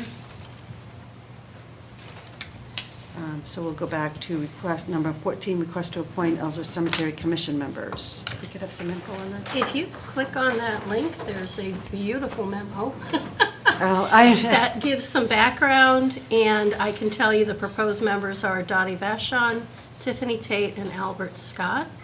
And there's more about that. We've got rationale and vision, we've got next steps, and then actually the applications from each of them with what they bring. And I appreciate that, but I do think on something like this, that it may be better to be able to talk about these so that Yeah. the public knows who's on their commissions. So that's the reason why I wanted to. No, pull it it's, up, and so I you didn't can know how to take proceed the with this, where it was on opportunity. the consent agenda, but Jen Sal is here if there are any questions. But the additional information is there on the memo as well, and I'm happy to address as I might need to. Especially where it has the other information about what the commission is working on. Mhm. So it'd be great. Sure. Hi, can Jen speak first, Steve? Do you want to? Oh, yeah. Thank you. Go away. Talk, talk, talk. Good evening. My name is Jennifer Sala, and I've been working with Nancy on forming this commission and trying to just even weed our way through, like, if we wanted to do this or how we wanted to handle the whole situation with Juniper Cemetery. And so what ended up happening was we found this great group of applicants. Dottie Vashon has spent basically since COVID, like her hobby became to go around to all these different cemeteries. And if you go to findagrave.com, which is associated a lot of times or like referenced by Ancestry and Family Search and a lot of the major genealogical sites, chances are if you find a grave, you click on it, the image is attributed to Dottie. She's basically done all of the graves that she can get her hands on in Hancock County, and she's moved off into Washington County to do some work. And she was also part of like a survey project that happened with the old burial ground. And right in the entryway here, we have the books that were developed talking about the research and findings of that cemetery. She was involved in that project. And then we also got an application from Tiffany Tate, who is working with Lori Fernald at Jordan Fernald Funeral Home. And she's going to school to be a funeral director. And she's also involved in the Hancock County Genealogical Society. Oh, and Dottie's also involved in the Maine Old Cemetery Association. And then we have Albert Scott, who was actually somebody that Nancy spoke to when we were concerned about veterans' graves, because the city does have an obligation to veterans' graves during the designated military holidays and some other things that are written into the state law. And so we were talking with him to make sure that people are tending to all of the graves at all of the cemeteries and that we don't need to step in anywhere and help or anything like that. And he graciously volunteered to work with us. And I think his application said that he's officiated about 1,200 military funerals in Hancock County. He's certified to do that type of work. So it's definitely a very qualified person as well. So we have a great group that's going to be working with us. And I'll just add with Mr. Scott, he was in my notebook for who you reach out to related to Memorial Day and making sure. And I called him and said, we're looking for someone to represent the interests of veterans on this commission. Do you know anyone? And I don't even think I got the sentence out, and he said, well, I want to do that. So there's a real enthusiasm that shows the commitment that he has to making sure that we do take care of our veterans in all of our cemeteries. Yeah, just to give a little more background, big thanks to Jen and Counselor Smith here. They wrote a great op-ed on kind of the subject of, the formation or potentially trying to solicit members for this commission and Ellsworth American, kind of with some history and just how important these sites are, to Ellsworth and to communities all around. And kind of some background, I know it's been, that the hope was that we could kind of keep this and it's, sort of nonprofit, but those, like a lot of kind of changing America, and there's actually a recent MMA article on this, and a lot of, Front page. they kind of, a lot of folks age out of these areas, and then it kind of falls back to government. So and then the cemetery commission too, like how do we reactivate that? Maybe we can get a group to have Juniper be back to nonprofit, but also, we have the old burial ground here, and having a group that's really keeping track of that. There's actually a fair amount of funding that the city holds in trust for some specific cemeteries, but things like the Higgins Trust, some of that money can go to beautification. So there's, kind of a nerdy financial reporting / analysis of where we're at with cemetery funding in the city.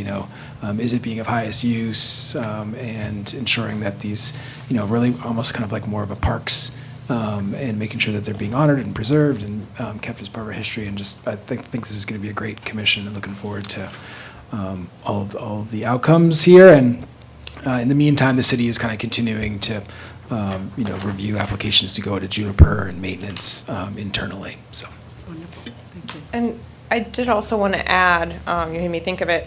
I actually overheard a conversation out in the clerk's office area where somebody had come in and asked for general assistance to help with a burial while I was looking at something in the Juniper Cemetery binder, and I was like, that's interesting. And so I talked to Tina about it, and she said it happens a lot.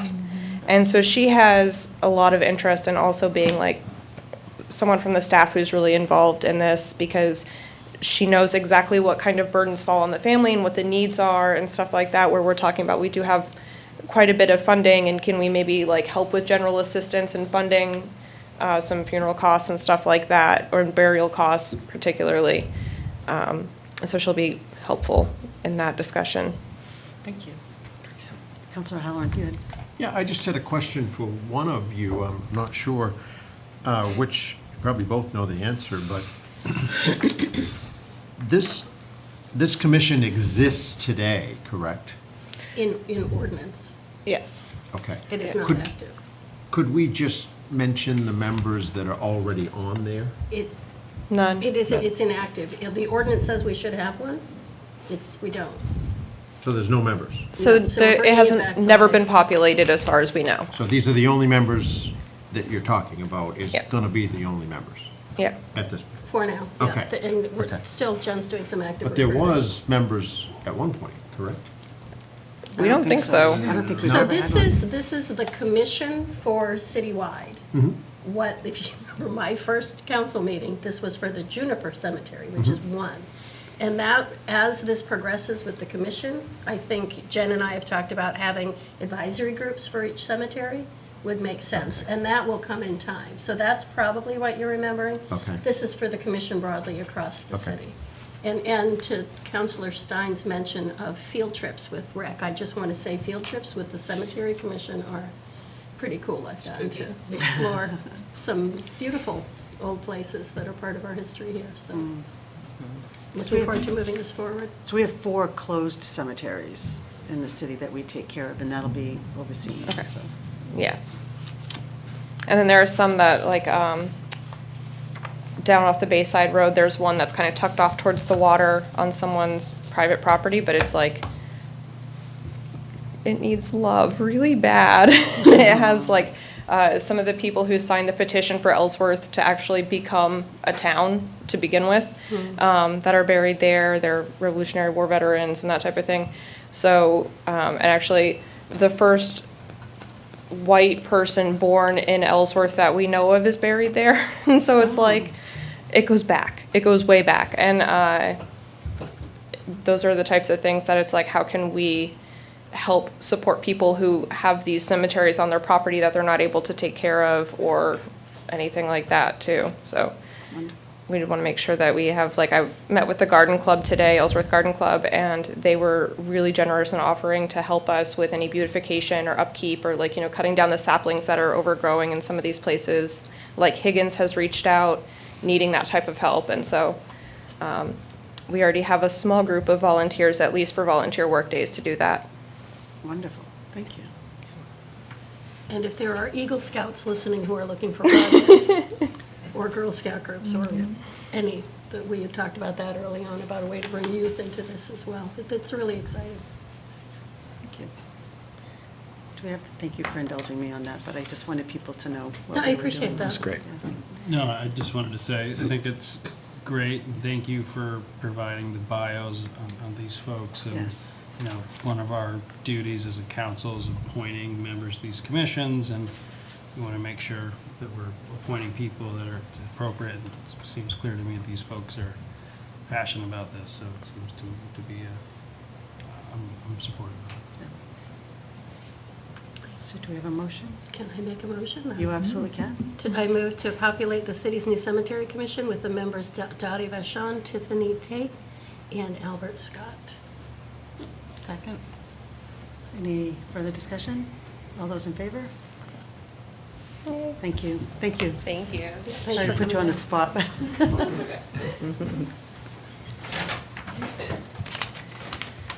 New business, item 16. We have a public hearing and action on the applications for renewal for the following licenses. Eagles Lodge Motel, 278 High Street, for renewal of a city lodging house license.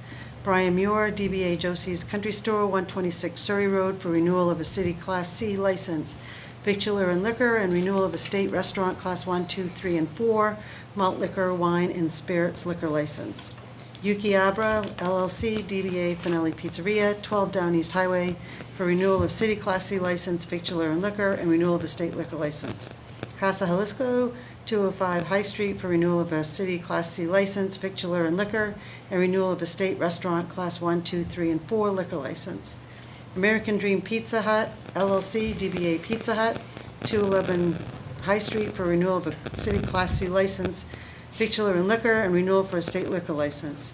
Crazy Sumo LLC, DBA Crazy Sumo, 75 High Street, for renewal of a city Class C license, victular and liquor, and renewal of a state liquor license. Riverside Cafe, 151 Main Street, for renewal of a city Class C license, victular and liquor, and renewal of a state liquor license.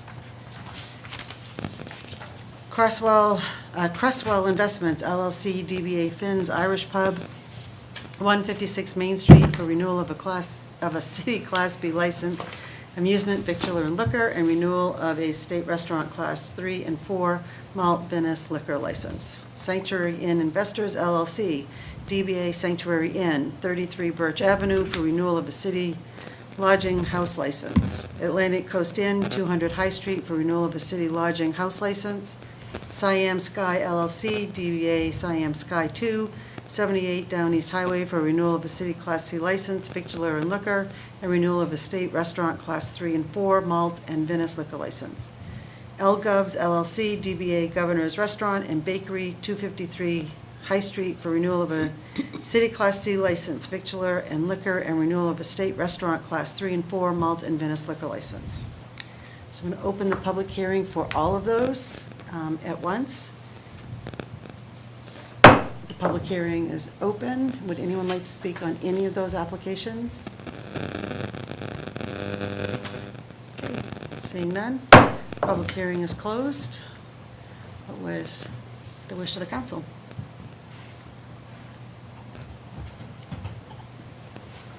Move approval of the licenses, business licenses.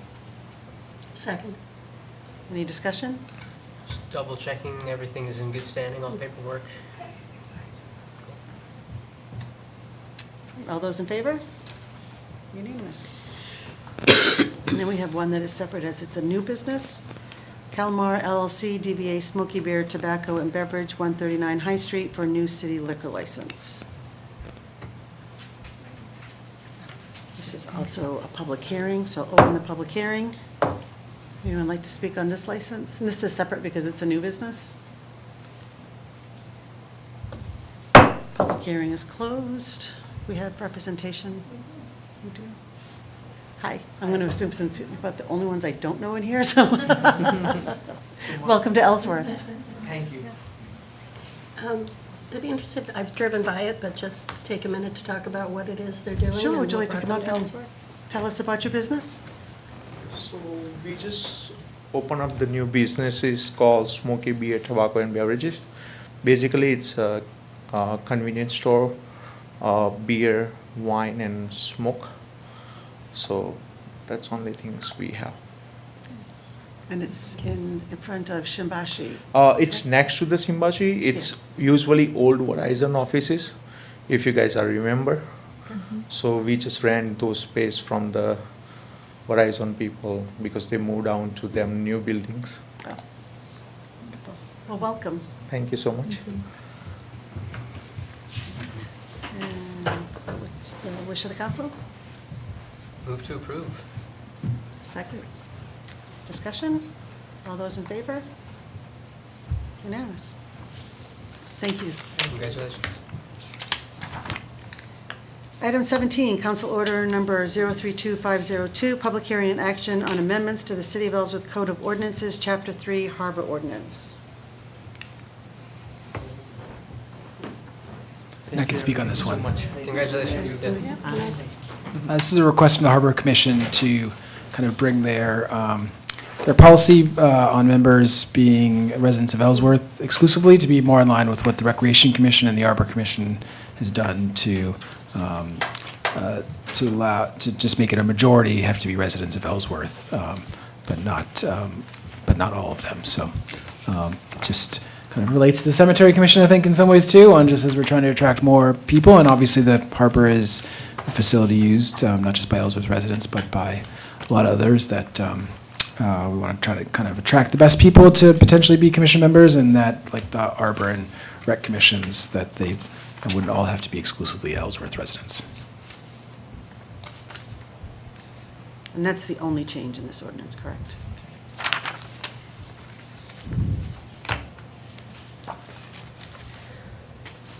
Do you know when the last time our harbor ordinance was updated? Is that in here?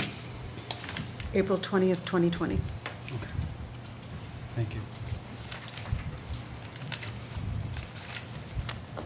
This is a public hearing, so I'll open the public hearing. Would anyone like to speak on the change of the Harbor Commission ordinance? Seeing none, public hearing is closed.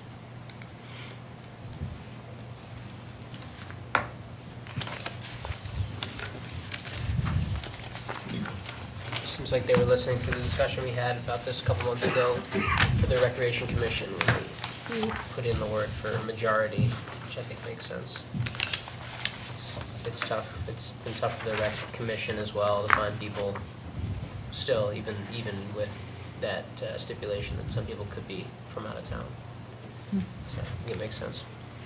Yeah, and back to regarding the Cemetery Commission, ultimately, the council has authority on who we appoint and don't, so if there was someone from out of town that we were concerned about, we'd have the ability not to appoint them. But I think to the point that the marina and the harbor are accessed by people, in the general area, and if there's folks that are passionate enough about it to want to not just volunteer, but volunteer in a town they're not residents, I think it's worth giving them the opportunity to serve. Do you have a motion? I will move to accept the recommended edits to Chapter 3, changing the requirement from members shall be either a resident or real estate property owner of the City of Ellsworth to a majority of commission members shall be residents of the City of Ellsworth. At least one member of the commission shall be appointed from membership of the Ellsworth City Council. Second. Discussion?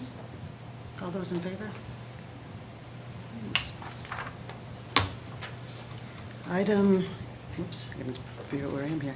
Item 18, council orders number 032503, public hearing and action on the request of the Assistant City Planner to authorize the city manager to sign the necessary closing documents to finalize the purchase of the Haynes property for the Branch Lake Public Forest expansion. Hello, Brittany Merrill, Assistant City Planner, holding down the fort.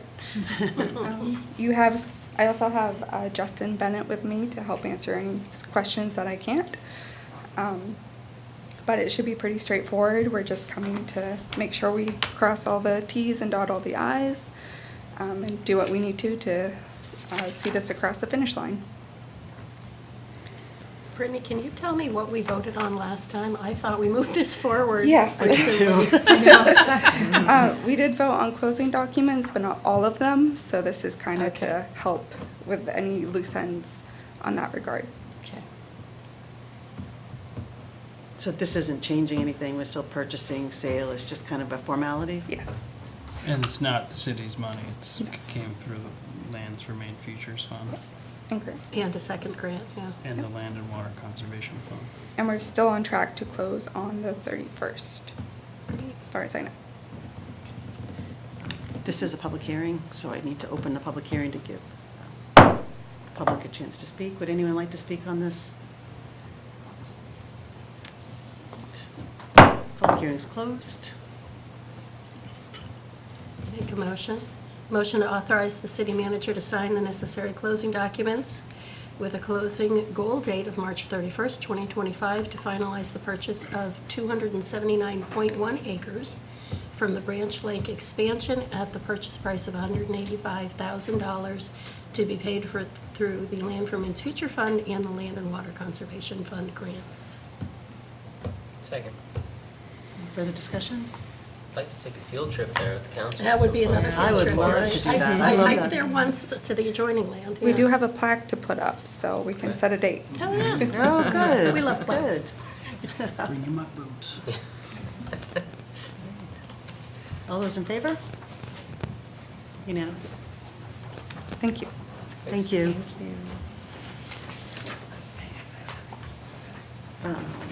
So this is the council order numbers 032504, request of the deputy city manager for approval of the Village Partnership Initiative VPI contract.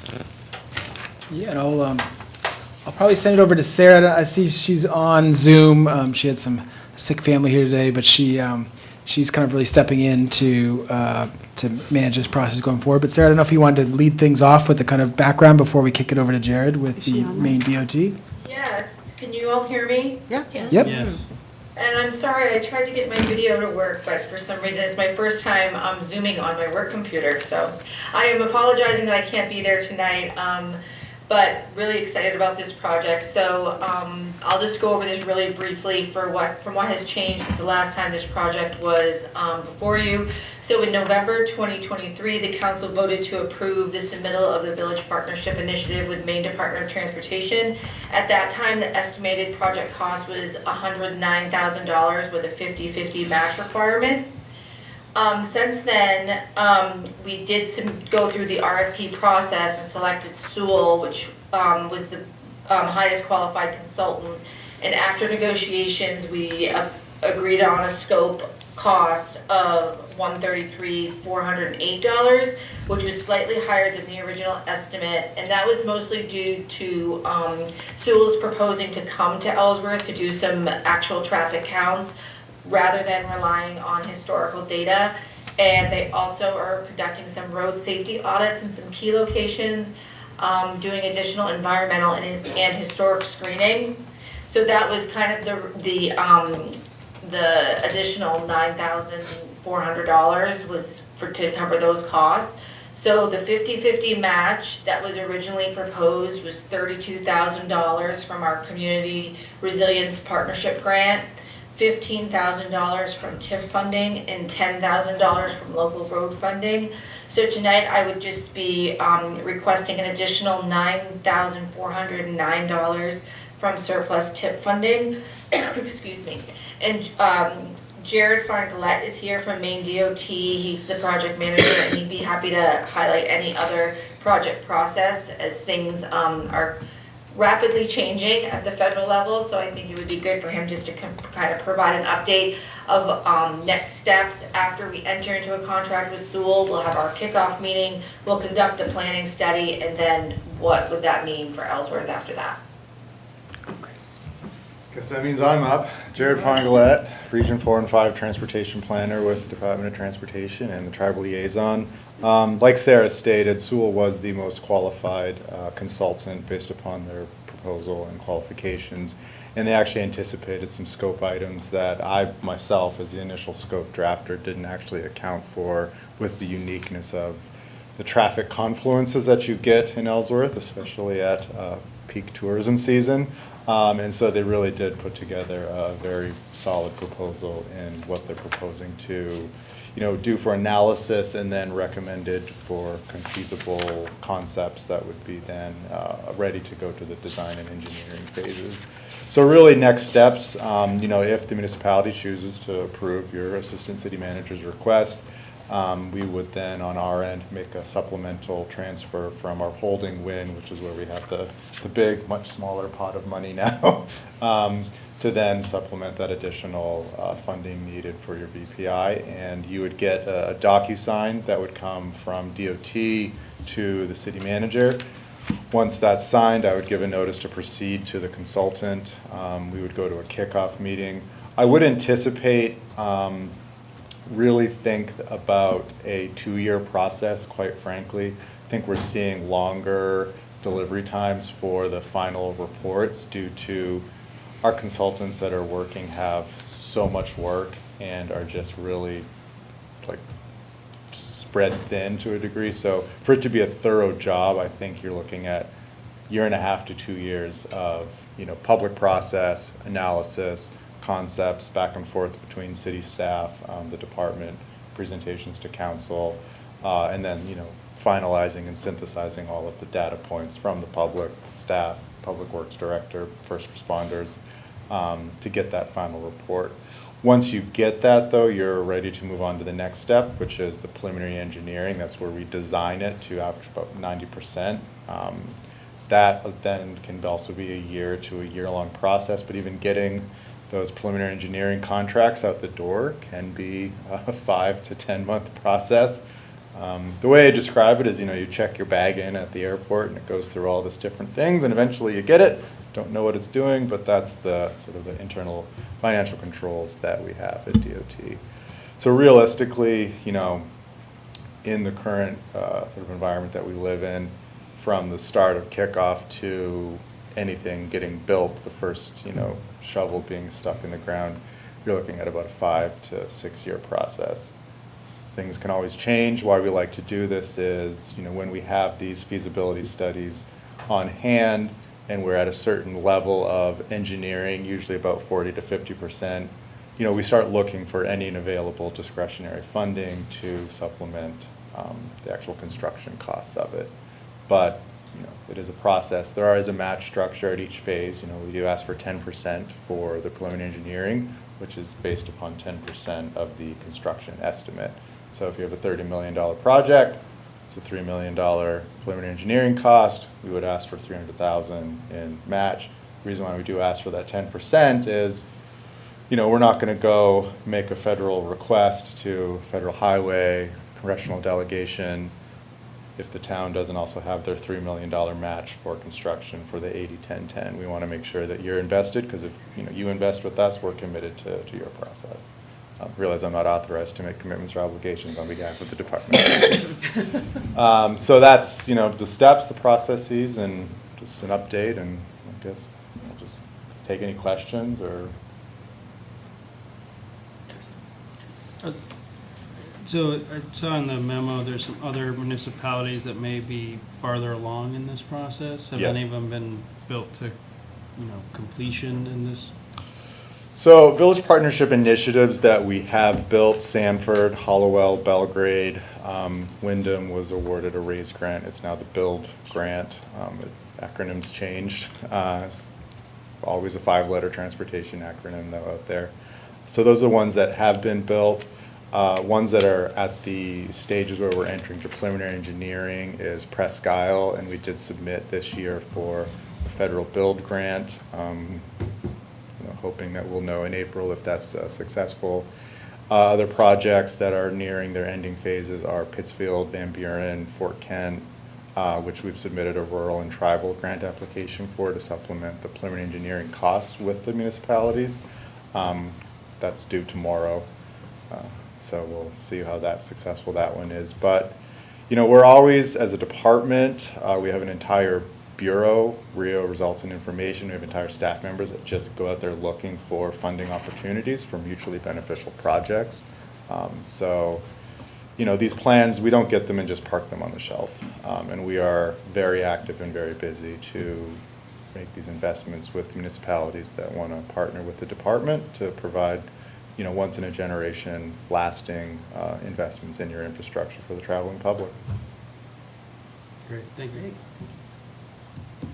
Any other questions? Does anyone from the public have any questions?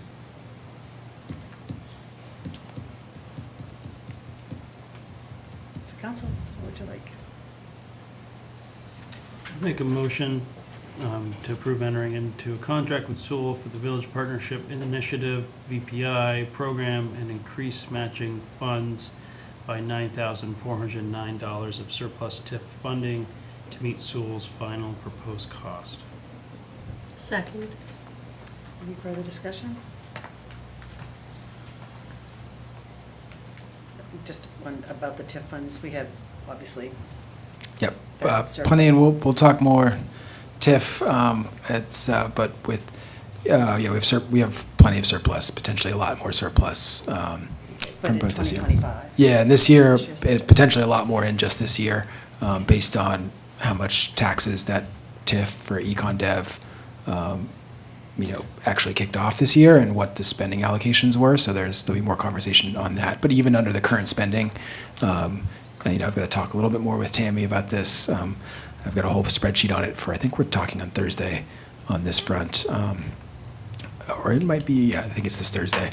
But plenty of surplus here.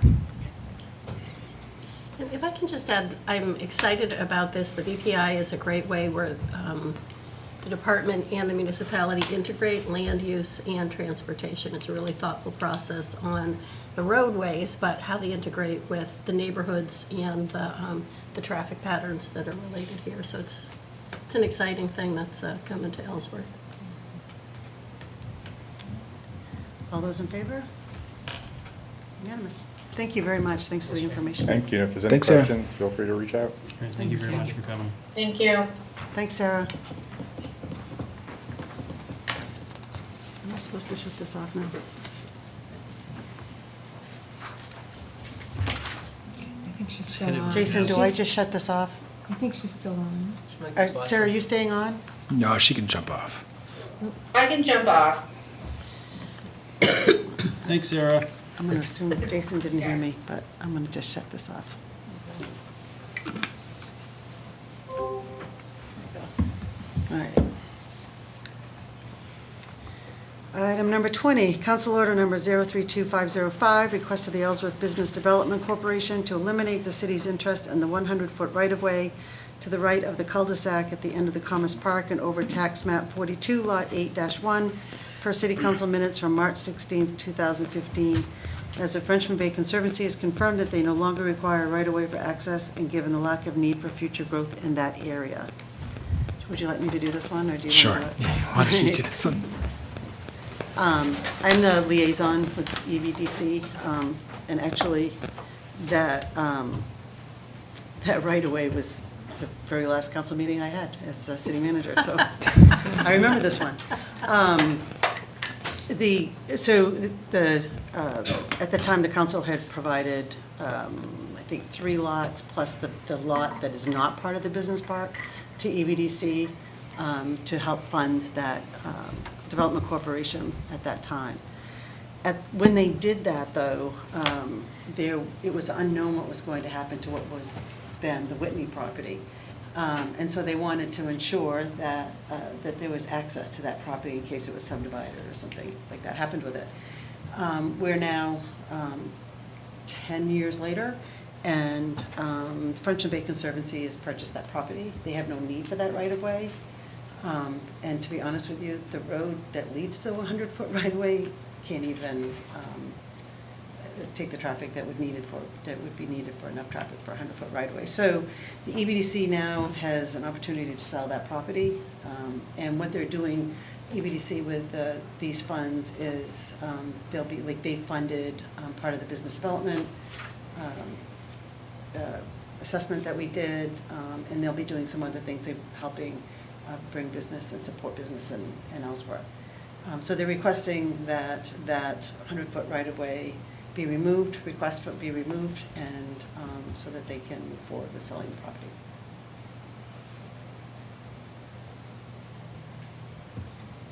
Any questions? Would you like a motion? I would. Move to approve the request of the Ellsworth Business Development Corporation to eliminate the city's interest in the 100-foot right-of-way to the right of the cul-de-sac at the end of Commerce Park and over tax map 42, lot 8-1, per council minutes from March 16th, 2015. As Frenchman Bacon Services has confirmed, they no longer require right-of-way for access, and given the lack of need for future growth in that area. Second. Any discussion? All those in favor? Unanimous. All right, item 21, council order number 032506, update from the code enforcement officer on the status of the property identified as 7 Fairground Road before tearing down the dangerous building in the spring. I'm back. Hi. Robert Grant, Code Enforcement Officer, in case you forgot. So we were here in July,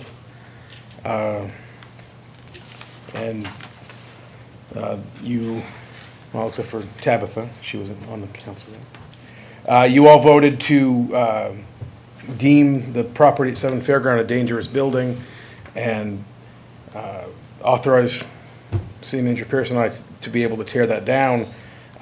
However, that time frame was kind of open-ended. If I went back and watched the minutes, or watched the council, meeting, and it was, the family was here, if you recall, and they said within 6 months they would have it well underway.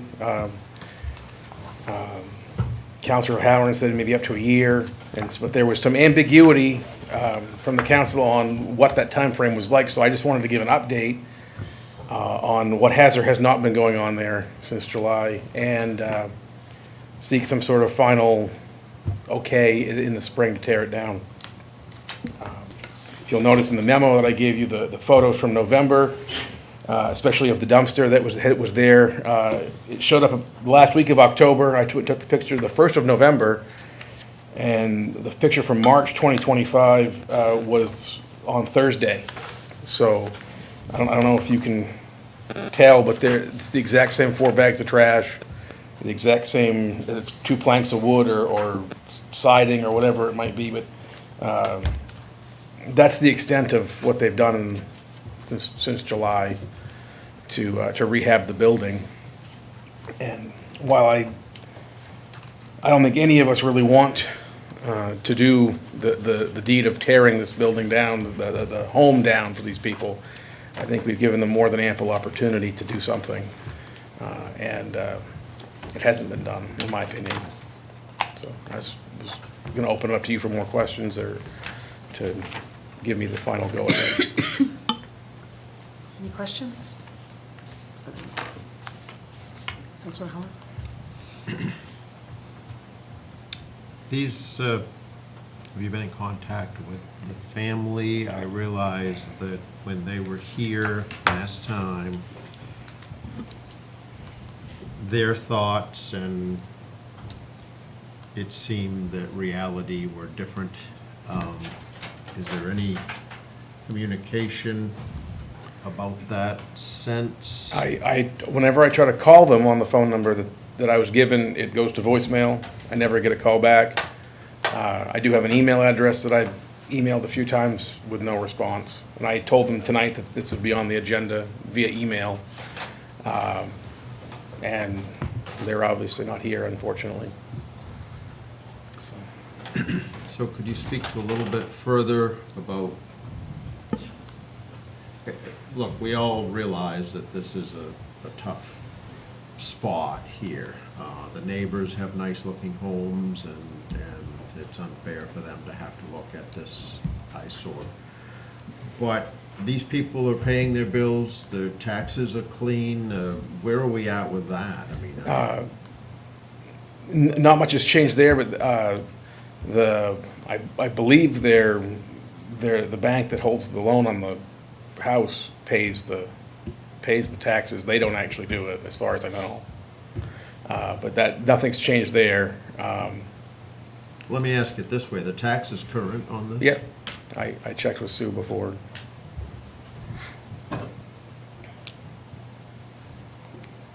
I have are there rodents and thing, they never took care of the rodent issue? They hired a company to do that, but the company never actually went in the house. They just placed traps around the house. So that doesn't really solve the problem inside the home.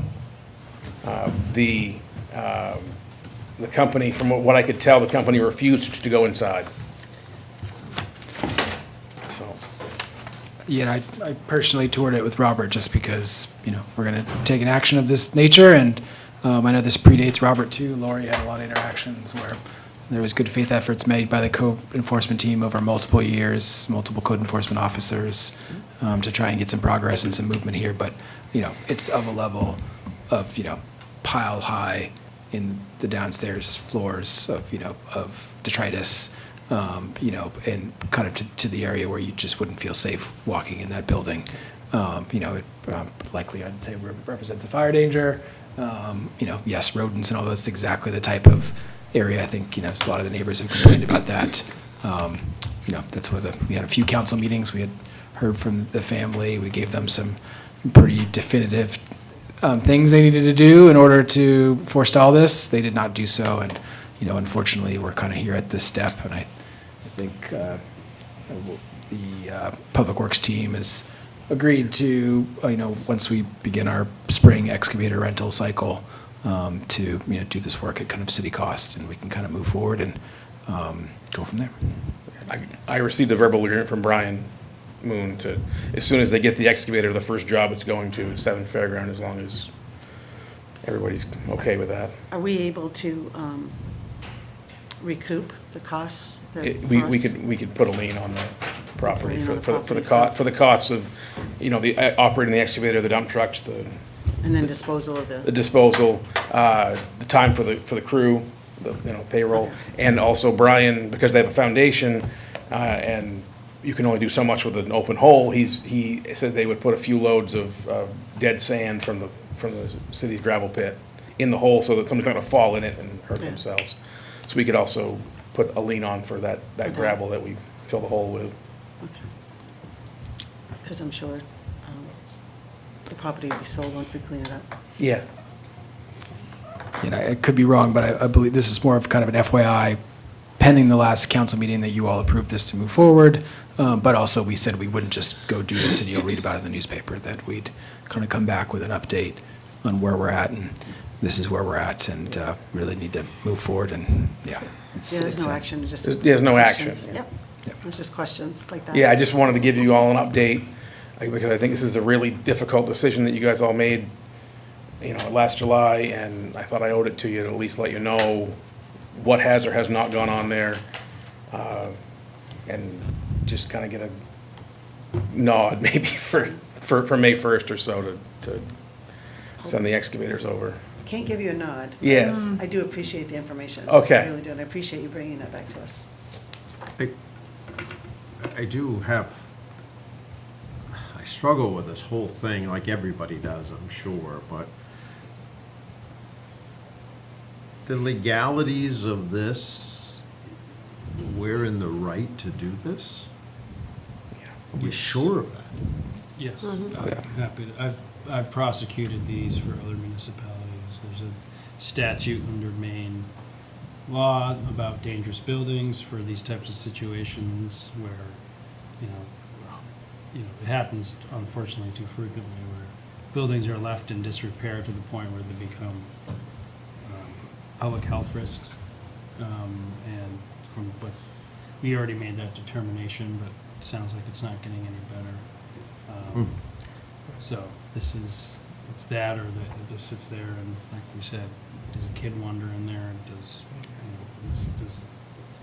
it's already subject to one fire, so, it seems in this is the situation where I would say, personally, in my opinion, I agree with you, it's really unfortunate, but the alternative is we just have a bunch of, these types of buildings accumulate, and then we have dangerous buildings in our community.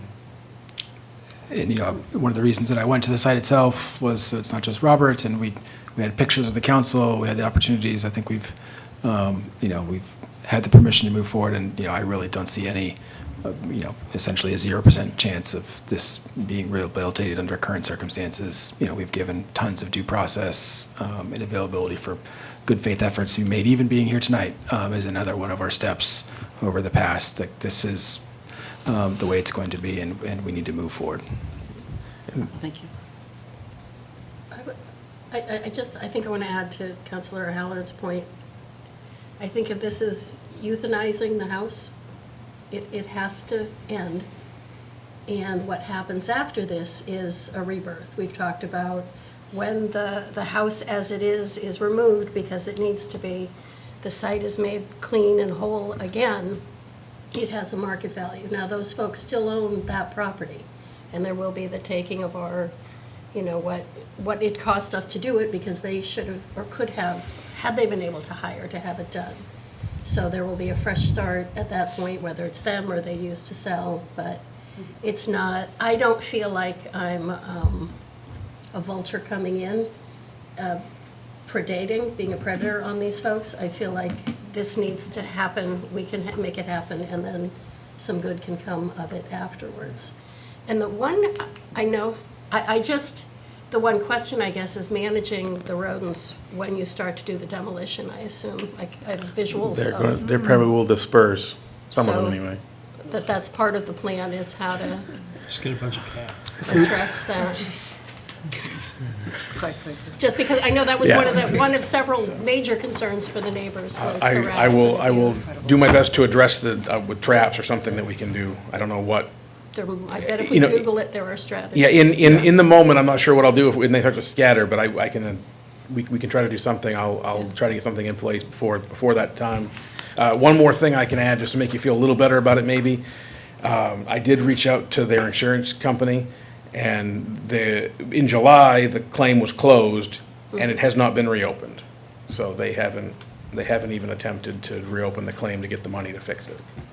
And if I recall, they got some money that actually went to the mortgage company, not Correct. to them. The first payout disappeared, and there was some dispute on where it actually went. Yeah, and to your point, Councilor Smith, I do kind of consider this, like, this building is unsalvageable. There's the contractor to kind of rehab this level is not, like, we're kind of doing what they would need to do. And then, yes, we'll try to recoup the cost for the city on this. It's not something we relish doing. But we are likely bringing that property, if, whether the bank or whether that family can recoup the costs. And that's also law, but it's also the right thing to do, and get it back onto, the next highest use, whether it's for them or to sell it, and to kind of clear the decks on this one. Is there an option? Although we may look at this as just junk, if you will, that's somebody's possessions. Is there some sort of communication that we could be extremely clear on the date that it will be demoed, so I can that get an exact date. Well, and could we deliver these people an exact date and give them, I mean, we've talked about it for a long time, and I realize they've had more than ample time to prepare, but we're playing with family possessions here, and I just wonder if there's not some physical FedEx that we can deliver to them. I realize what everyone's saying, but we need to have 100%, Hard. Steve. We'll get them a May 1st deadline. We'll make sure that there's, a notary kind of sent to them. I know, Robert, we can follow up with email, lawyers, we'll do everything. I had our attorneys serve them the last time when this came up in July. Our attorneys were able to find them, so I'm assuming they'll be able to find them again. I'm not sure where they're staying now. The place that they were staying, I understand they're no longer there since July, so I'll have them tracked down before we actually put the building on the ground. A further comment is, I don't know that this is true, but I'm told that this is a city-owned property. And we are criticizing a community member for their behavior. But I'm told that this is owned by the city of Ellsworth, and we're allowing this to happen. Why is this not torn down? What is that? Where don't- is it? Do you know the? Do you know where it is? I'm told it's behind the motorcycle shop Which on one? the Oh, Bangor that's- Road. Huh? Yeah, happy to look into it, Steve. One of the things that's on my strategy agenda, and I've mentioned it's even a SMART goal for Larry, is an inventory of all city-owned properties and a look at kind of where they're at and what needs to be done, a recommendation for what needs to be done with them. Some of those, This was a repick. This is Wallace's. I don't This- know, I can tell you, it was a repick, and the gentleman passed away, and so it probably, at the time of the repick, and he passed away, it became fully the city of Ellsworth, so we should take care of it, but. Can you say what a repick is? I'm sorry, it's a real estate purchase installment contract, so this is when people owe the city taxes, and they can't pay them back, instead of making them leave their homes, we have a contract where they pay small amounts, and that's what happens. But this gotcha moment is probably something that just fell through the cracks, and we probably should take care of it if no one knew about it. Well, my point is this, is that if we're gonna be critical, and I'm all for, we've gotta clean up that mess up there, but if we're gonna be critical of a property owner in the city, we need to be critical of our own behaviors. Well, I understand that, but it's most like, I don't think that this has been done on purpose. I think this I has been done. didn't say it was, Well, but I get it. we gotta look in our own house before we. Happy to do it on the Yeah, list if you of. could look at that and Yep, see if, and there'll be the while kind he's of- out there doing that, they can take it, that's an old trailer, Yep. mobile home. And Yeah, we'll I'm also- not even sure I'm telling you the truth. I'm told that the city owns this. Yes. Got it. Yep, It was a we'll take care of it. Okay, thank you. Okay, we can move on to item number 22. Do we need to take a break? Yeah. Yeah, why don't we take a break? I'm sorry, we've been. Sorry, so close. No, I didn't mean to.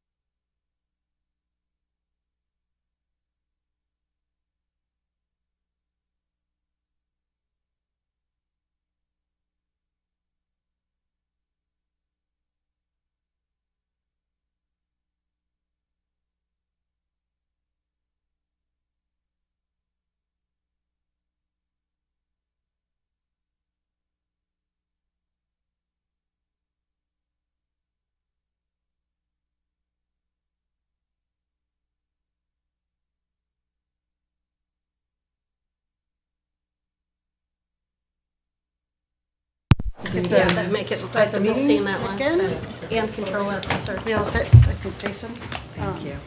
Okay, item number 22, council order number 032507, public hearing in action on the request of the Public Works Director to accept the water treatment plant engineering proposal from Woodard and Curran. Good evening, councilors. Once again, my name's Mike Harris, Public Works Director. And so for this particular item, we have been working with Woodard and Curran for a number of years to get to a point where we can build a new water treatment plant. So this particular item is for us to accomplish two things: approve their engineering contract, as well as approve the first step of the process for the water treatment plant, which is to have our water actually pilot tested by a firm for the technologies we would like to install at the new water treatment plant to see how it does. And so that's what I have before you. I have Woodard and Curran here with me to answer any questions you may have about the engineering contract and/or the pilot test that we're looking to conduct. But that's pretty much, it's money that's already been allocated to us, drinking water SRF money and other loan and grant funding that we have. So this money wouldn't be coming out of the operations budget. It would be money that would be taken out of our loans and grants that we've already secured for the project to get the project, progressing to the next step of actually design and starting the testing to be able to get to the construction phase.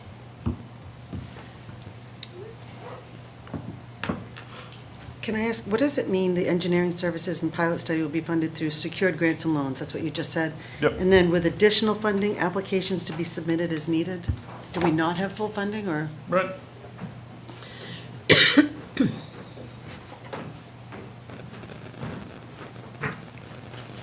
Brent Bridges, Woodard and Curran. So you have some of the money. You have 15.2 million thereabouts, all secured, ready to go. You're still short a little bit of money. And so the anticipated shortness is that you'd be expected this September to submit for any balance that you need through the drinking water SRF for any balance of money you need. So you have 6 million plus 6 million plus 1 million plus 2 million ready to go. And any balance you'd need, you'd submit in September for any balance of funding. Where we're only approving 1,420,000 right Yes, now, right? Yes. Okay. That's So all. we- Yeah, Okay, that's all. okay. And the 200,000. And the 200,000 for the pilot. Okay. Yes, those two, yes. But that's all funded and we're ready to go on. Yes, you have all that money. So, if, I'm hearing that there's grant and loans, and we have secured 15.2 million, did you say? Yes. Okay. Could you divide that up in how much of that is a loan and how much of that is a grant? Do you want me to do it? Good one. So you have, in 2024, through the drink water program, you've got $3.9 million worth of loan, $2.1 million worth of grant. This past year, that just got announced through the drink water program, you got another $3.9 million worth of loan, $2.1 million worth of grant. You've also been awarded a $1 million grant from the Northern Border Regional Commission that is still pending. You've been given it, you haven't drawn it down or taken any money from that, but you've been awarded that. And you also have pending a $2 million earmark of grant towards this project. So you have, that's the money you've already secured in the loans and grants. So you have a grant from Northern Borders, a grant from the earmark, and you have a loan grant package from Drinking Water Program. And if I remember correctly, so we're gonna round this up to $8 million in loans. You said 3.9 and 3.9, right? Okay, so,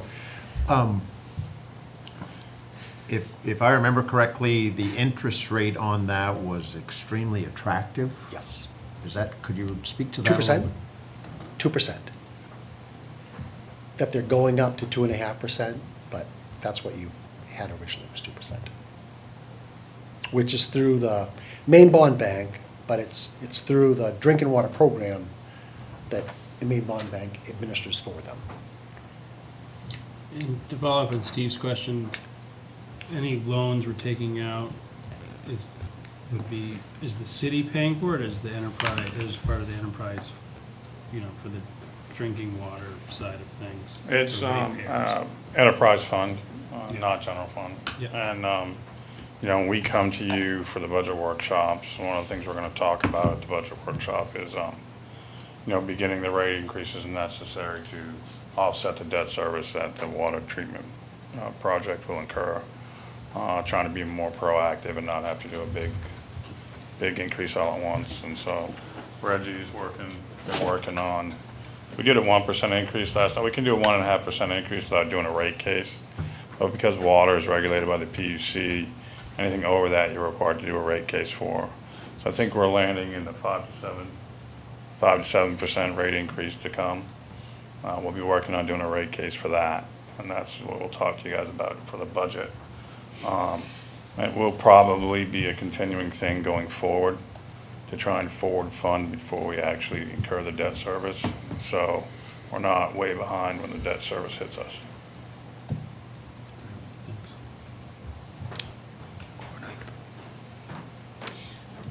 Can you give more information about, you said earmark, which is the congressionally designated spending? Yes. From what year? Because I heard today that Yes. the fiscal year 2025 Is at risk, yes. So was that is. not being funded. Is that where ours sits? Yes. So what you do is, what we've been told is that anything that's not funded, we'll just resubmit that this year under an earmark, is what we've been told by. Anything that's at risk right now, that is at risk. And hoping that congressionally designated spending happens in the future, which it may not, so. The risk got bigger over the last week. Yes. Yeah. And that was how much, 2 million? 2 million. Okay, so we'd have to go shopping for more in case.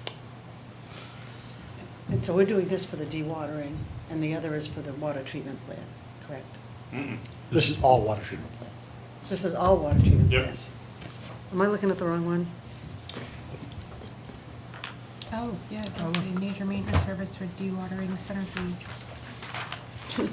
Oh, yeah, I think the subject was pulled from an old memo. Let's not get those two processes Yeah, mixed that would be up. bad. No, it's not. No, but the background and everything else, it's just the subject. that That's was- an You know what? editorial This is the error on wrong my one. part. I Yeah, didn't because this change is- the subject. This is February 11th, 2024. Yeah, that- It's the wrong memo. Okay. Yes.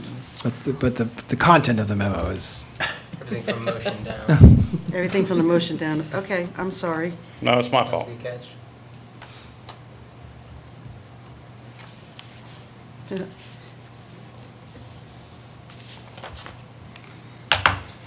Councilor. Could anybody speak to the debt that is on the existing plant now?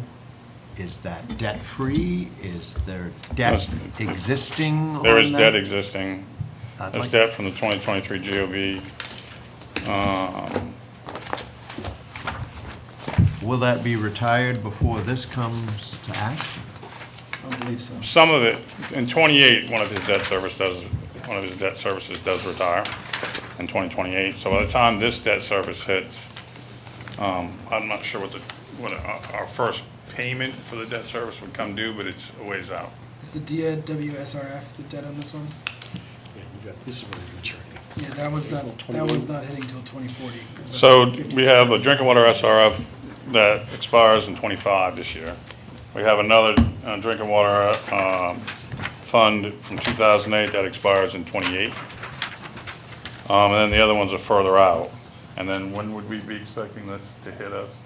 A year after? 29-ish. Yeah, so this first debt payment would be a year after. But those aren't all for the treatment plant. Those are, those The, must the, be. the water treatment debt service.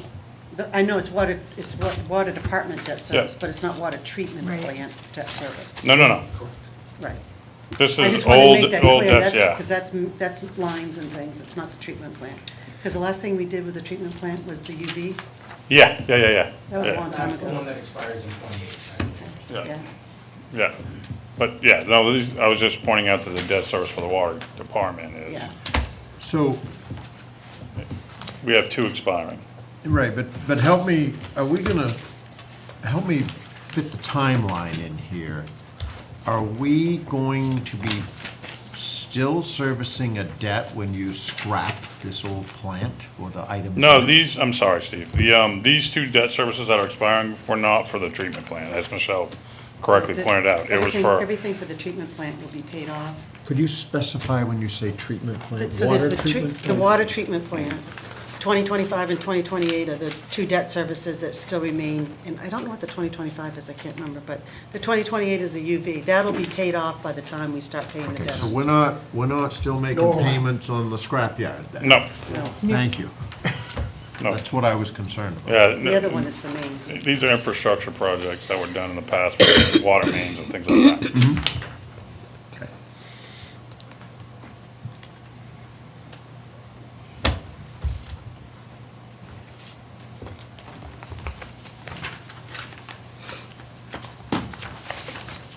Do you have any other questions? This doesn't need to be a public hearing, but I'm going to open a public hearing because it was advertised as that, so the public hearing is open if anyone would like to speak on this.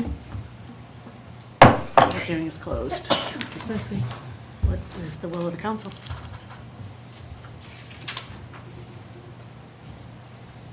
Go ahead, Patrick. I would make a motion that the Ellsworth Public Works Director respectfully requests that the city council approve the engineering services contract for design permitting of the new water treatment facility for a total cost of $1,420,000 and to approve the pilot study by Blue Leaf Incorporated in the amount of $200,000. The engineering services and pilot study will be funded through secured grants and loans with additional funding applications to be submitted as needed. Can we modify that? Because it just should say that the money, the engineering services and pilot study will be funded through secured grants and loans, period. The rest of it shouldn't be on there. If I could ask you to modify your motion. Because we've already have the money for the 1.4. So everything after the comma to be struck Yeah. in the last sentence? Yes, please. I would happily amend my motion to strike everything following the final comma in the final sentence.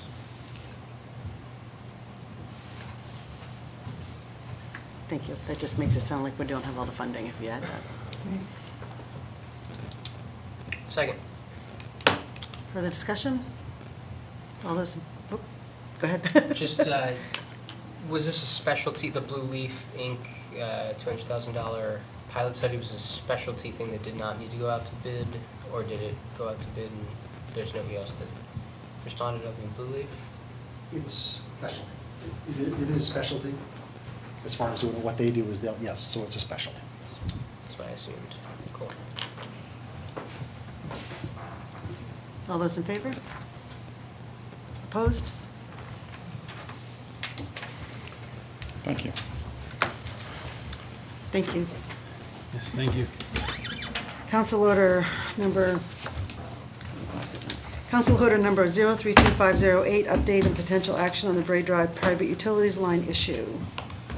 Manager Pierce, I'm assuming? Yeah, I don't have too much of an update here. We discussed at length on the last city council meeting the Bray Drive issue. You know, my recommendation was, well, unfortunate, it's a private line and a private road, but there was some requests from council in discussion for additional background on both, I think it's Holtz Drive and why that was taken, and additional kind of what had happened with Bray, and can we really review some of the public record on this matter. I included that in my memo, in just sort of which kind of validated a lot of the previous discussion. It had been brought pretty specifically before the council and rejected for very specific reasons, both at the time of inception and in subsequent council meetings.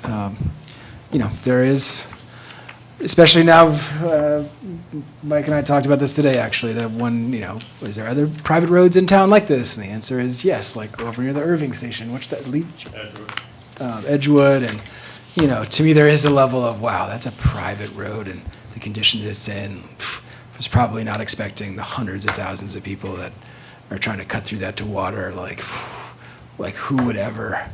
That's a lot of infrastructure to take care of privately, and the council could just decide that it really wants to do something very different than previous councils and start to take care of private roads like this in a different manner. But it seems like in line with previous councils and in the law on this piece, and after the kind of final research on Bray and other areas and why they were taken and Bray wasn't, they really kind of predated Bray by many, many years. And there's pretty affirmative council action to take them, pretty affirmative council action not to take Bray. And the current kind of policy is, if the water leak becomes an emergency and really, starts to jeopardize the system or that road, that the city will step in to fix it, but then have to charge the residents of Bray for the fix to that infrastructure. And the offer is on the table and to move forward, and potentially if they'd like to establish a homeowners association to fix to have the city take it as a public way, that like in other public ways like this that have been taken by the city, that there'd be a further cost analysis. We gave like a general ballpark figure in the previous memo on what that would be, and then a tax assessment, a special tax assessment applied to the residents there for those that agreed to go in there. It didn't seem like they were interested in that option. But I told council when we tabled it then that I'd do a little more research on some of those specific, kind of the history of Bray, and that's kind of where we're at now. That tax assessment you mentioned, was that, I'd read over in your memo, you mentioned a previous manager offering a solution of a special assessment district. Is that? Two previous managers, yeah, one sitting next to you. Another one was one that was here for, I think, Mr. King. Had seen the news stories and said, this has come to me before, and kind of outlined in many ways where we're at now. If they want to do this, as said, I think the issue came up when he was city manager. The process would be for the city to do an engineering study on how much it would be to take it as a public way and bring it to city standards, and then to secure, a bond likely to do that work immediately, and then to a special assessment on the residents there to pay that bond over time. However, all the residents would have to agree to that. If one or two decided not to, that means it wouldn't necessarily go forward, or that, let's say there's 10 people and 8 agree, but 2 don't, they would have to kind of cover the special assessment, and the 2 wouldn't be forced to be a part of that. So it is a very difficult situation, but we had a pretty lengthy conversation last time around, and that's kind of where I'm at still. Unless the council really wanted to kind of pivot on how they treat private ways, this is kind of where we're at. Seems like it's sort of in going that direction. It would be in their court. I think they would probably need to develop a homeowners association first in order to be on a united front about it. Yeah, we looked into everything. I feel for them. I know if I, was in a similar circumstance, it's very expensive. There's not a ton of landowners there. We looked into it being an abandoned road, but, with the current amount of plowing that goes on there and the usage, it doesn't, come anywhere close to qualifying as an abandoned road that the city would take over. Is there some sort of public use exemption? Is it like other pieces that really, that this council does have the authority to say, all those things considered, sure, let's take that, fix that, authorize this much city funding for it. I believe in my conversations that we could choose to do that. You all could authorize our highway department. We can't do it with our water or wastewater folks because the PUC, or at least for the water department. You can do it with wastewater, not water. PUC regulates that, and they actually have a specific ruling they made on this specific issue that the residents reached out to them on, and they said no for many of the same reasons we're talking about here. But whether that's that road on Irving too, we could apply that as well. Say, well, it's roads used a lot. It's in really rough shape. It's part of the city of Ellsworth, and it probably should have had better standards when those councils allowed that development to move forward. But that's a precedent that if we take to a larger degree could. We could be hearing a lot of private roads coming before the council with similar requests. So I know Patrick mentioned that last time, that a lot of his clients and other cities and towns have this come before them, and this is usually his advice. Not to speak for you. No, Council. if we start doing it for Bray Drive, I'll come for my private road and ask for the city to do stuff too. I mean, it's a slippery slope. And, I mean, right here, January 28th, 1991, folks came to the council and the council said, no, you knew back in 1976 what was required and you didn't do it. I mean, that's my opinion is that this, I also am sympathetic for the folks on the road, but this is not, ultimately this is a private road and private infrastructure, and it's not the city's job or requirement to do any work on it, and I wouldn't advise us to change otherwise. I mean, we've done it 2, 3 roads where it's been brought up, and then the city accepts it, and then they pay the debt service. I mean, it has worked, but those people for 20 years will have assessments on their taxes to pay for it. So it's not city taxpayers paying to bring up a road that they purchased property on, where knowing it was a private road, that it wasn't accepted by the city. But I agree with you, Patrick. It's just, I'm hoping that since now it used to be that the city didn't have very strict regulations with their ordinance, so we don't have as much of this as we used to, because the ordinance is now very strict on what you have to have for a road where you create a development. So, but you still have some of these from the 70s and 80s and actually beginning of the 90s, I think, where, but, it was allowed at that time so that people could have homes and not have to purchase land at very expensive prices to build their homes on, because we had such high standards. It was a kind of a catch-22, trying to be nice, but too nice. Yeah, and Mike and I are on it for any kind of ordinance changes that we pursue. I know there's some mentions in the comp plan and the housing needs assessment. This is one we want to make sure going forward too, that if somebody's trying to say these are going to be public lines, some sort of guarantee that it's a homeowners association, or say, maybe even saying, nope, this has got to be, this has got to be considered a public, and you're going to have to build it to city standards. You can't build it substandardly. Yeah, exactly. And call it a private line, and then, for situations just like this.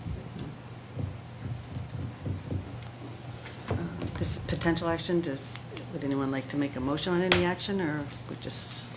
I'd like to ask a question, if I may, and I'm not interested in a motion, but this is more specific to this Bray Drive situation. Am I correct that we don't even know if this is the Bray Drive infrastructure, or if it's from what we call maybe a gate valve to the home? Do we? No. We don't even know that, do we? Nope. So it could be a service, or it's right at the corner of a driveway. So in another publicly owned place, infrastructure that the city, to clarify this, if it's known that it's, you have a problem at a residence, and it's, maybe this is the wrong term, from the gate valve into the home is the homeowner's responsibility, and from the gate valve back is the city's responsibility? Is that fair to say? Yeah, and the water side and the sewer side, it's actually until your service touches the main, it's yours. But in the water side, I believe once you hit the shut off, after the shut off to the main, what we take care of. On a public line. Not a public, On a on a public. Right, so, and at this point, nobody's investigated this problem to know if it's from the gate valve to the home, or from the gate valve back to the infrastructure. Yeah, I went out there, I looked at it, Brian went out there with me, we both looked at it. My inclination is that it's the main, based on the location.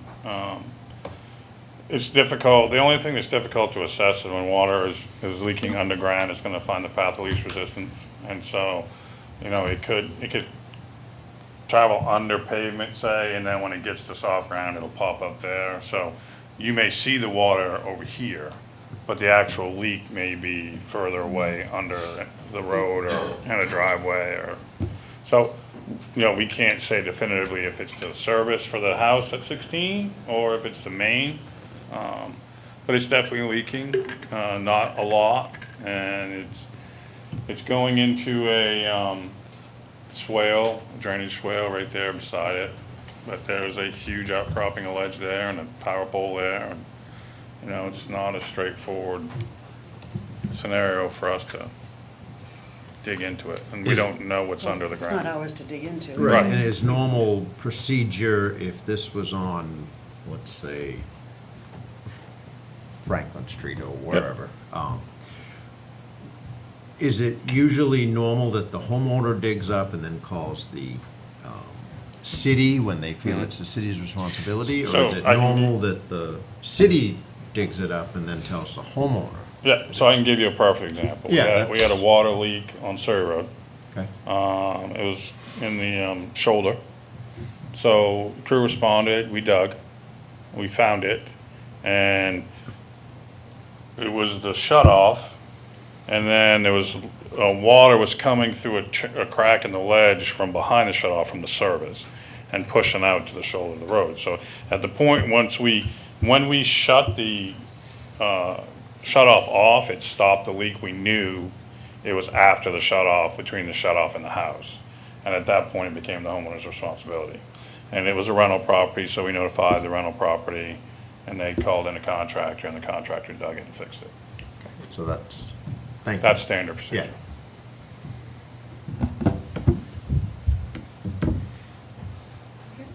Should we move on? Item 24, discussion on council city goals and priorities for 2025. Manager Pierce.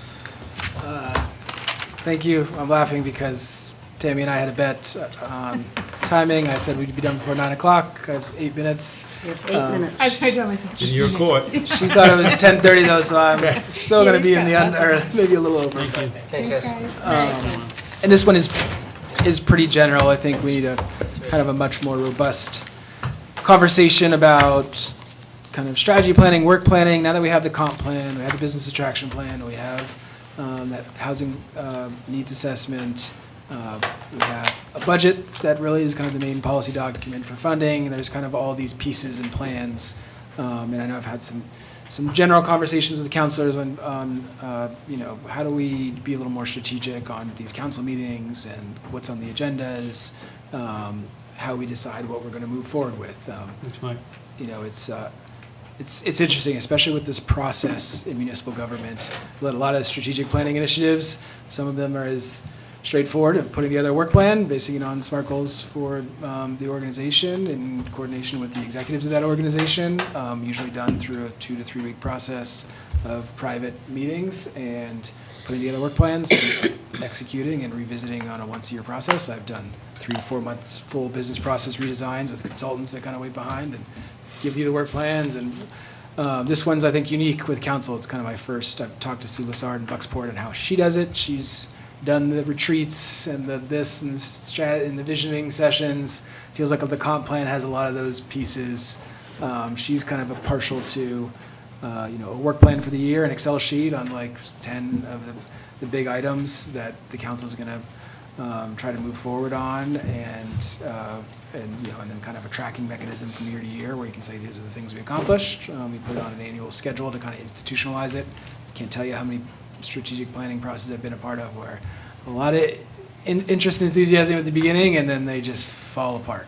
You know, I did a KPI project in state government once where at the beginning of the governor's, hey, what about KPIs for every secretariat? And then it turned into year 5 of that administration. Just the week before those KPIs were due, everybody went in there and, you know, kind of pushed it forward, and, you know, because they weren't part of the process. So before I start, you know, Sarah and I were working on like a matrix of, all right, recreational cannabis has been talked about, short-term rental registration, not necessarily regulation, the city land inventory, you know, the capital improvement planning. I mean, that alone, you know, this is the tip of the iceberg.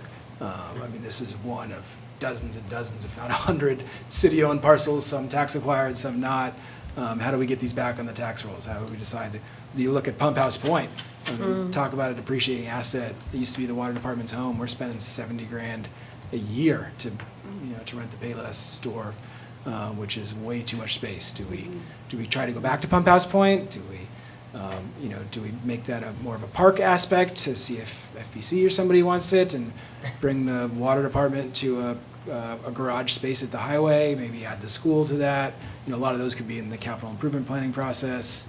Through this VPI that we just talked about, full ordinance change, wayfinding signage, fleet management system, fix it. Like, we have 5 SMART goals for all of our managers now. There's a bunch of those SMART goals which are more public. Some are private. I wouldn't put those in our work plans. So how do we I feel in some ways sort of like what's the process we want to address and move forward on? Before I start, attacking this work, what are your all thoughts on how that would look? Go ahead. Well, you've done this a lot, Charlie, and so I'd be interested, and of the council, and I know you want more information from us, and I want to provide that as productive, but I guess knowing the council and the city, do you have a recommendation on? I'm of the mind is I don't want a bunch of meetings where we talk about stuff and then. I don't want to do a swap analysis. Yeah, my instincts are let's kind of get to the point and figure out what our priorities are, and then find a way, just go do it. But I also defer to your experience in this and be interested in hearing.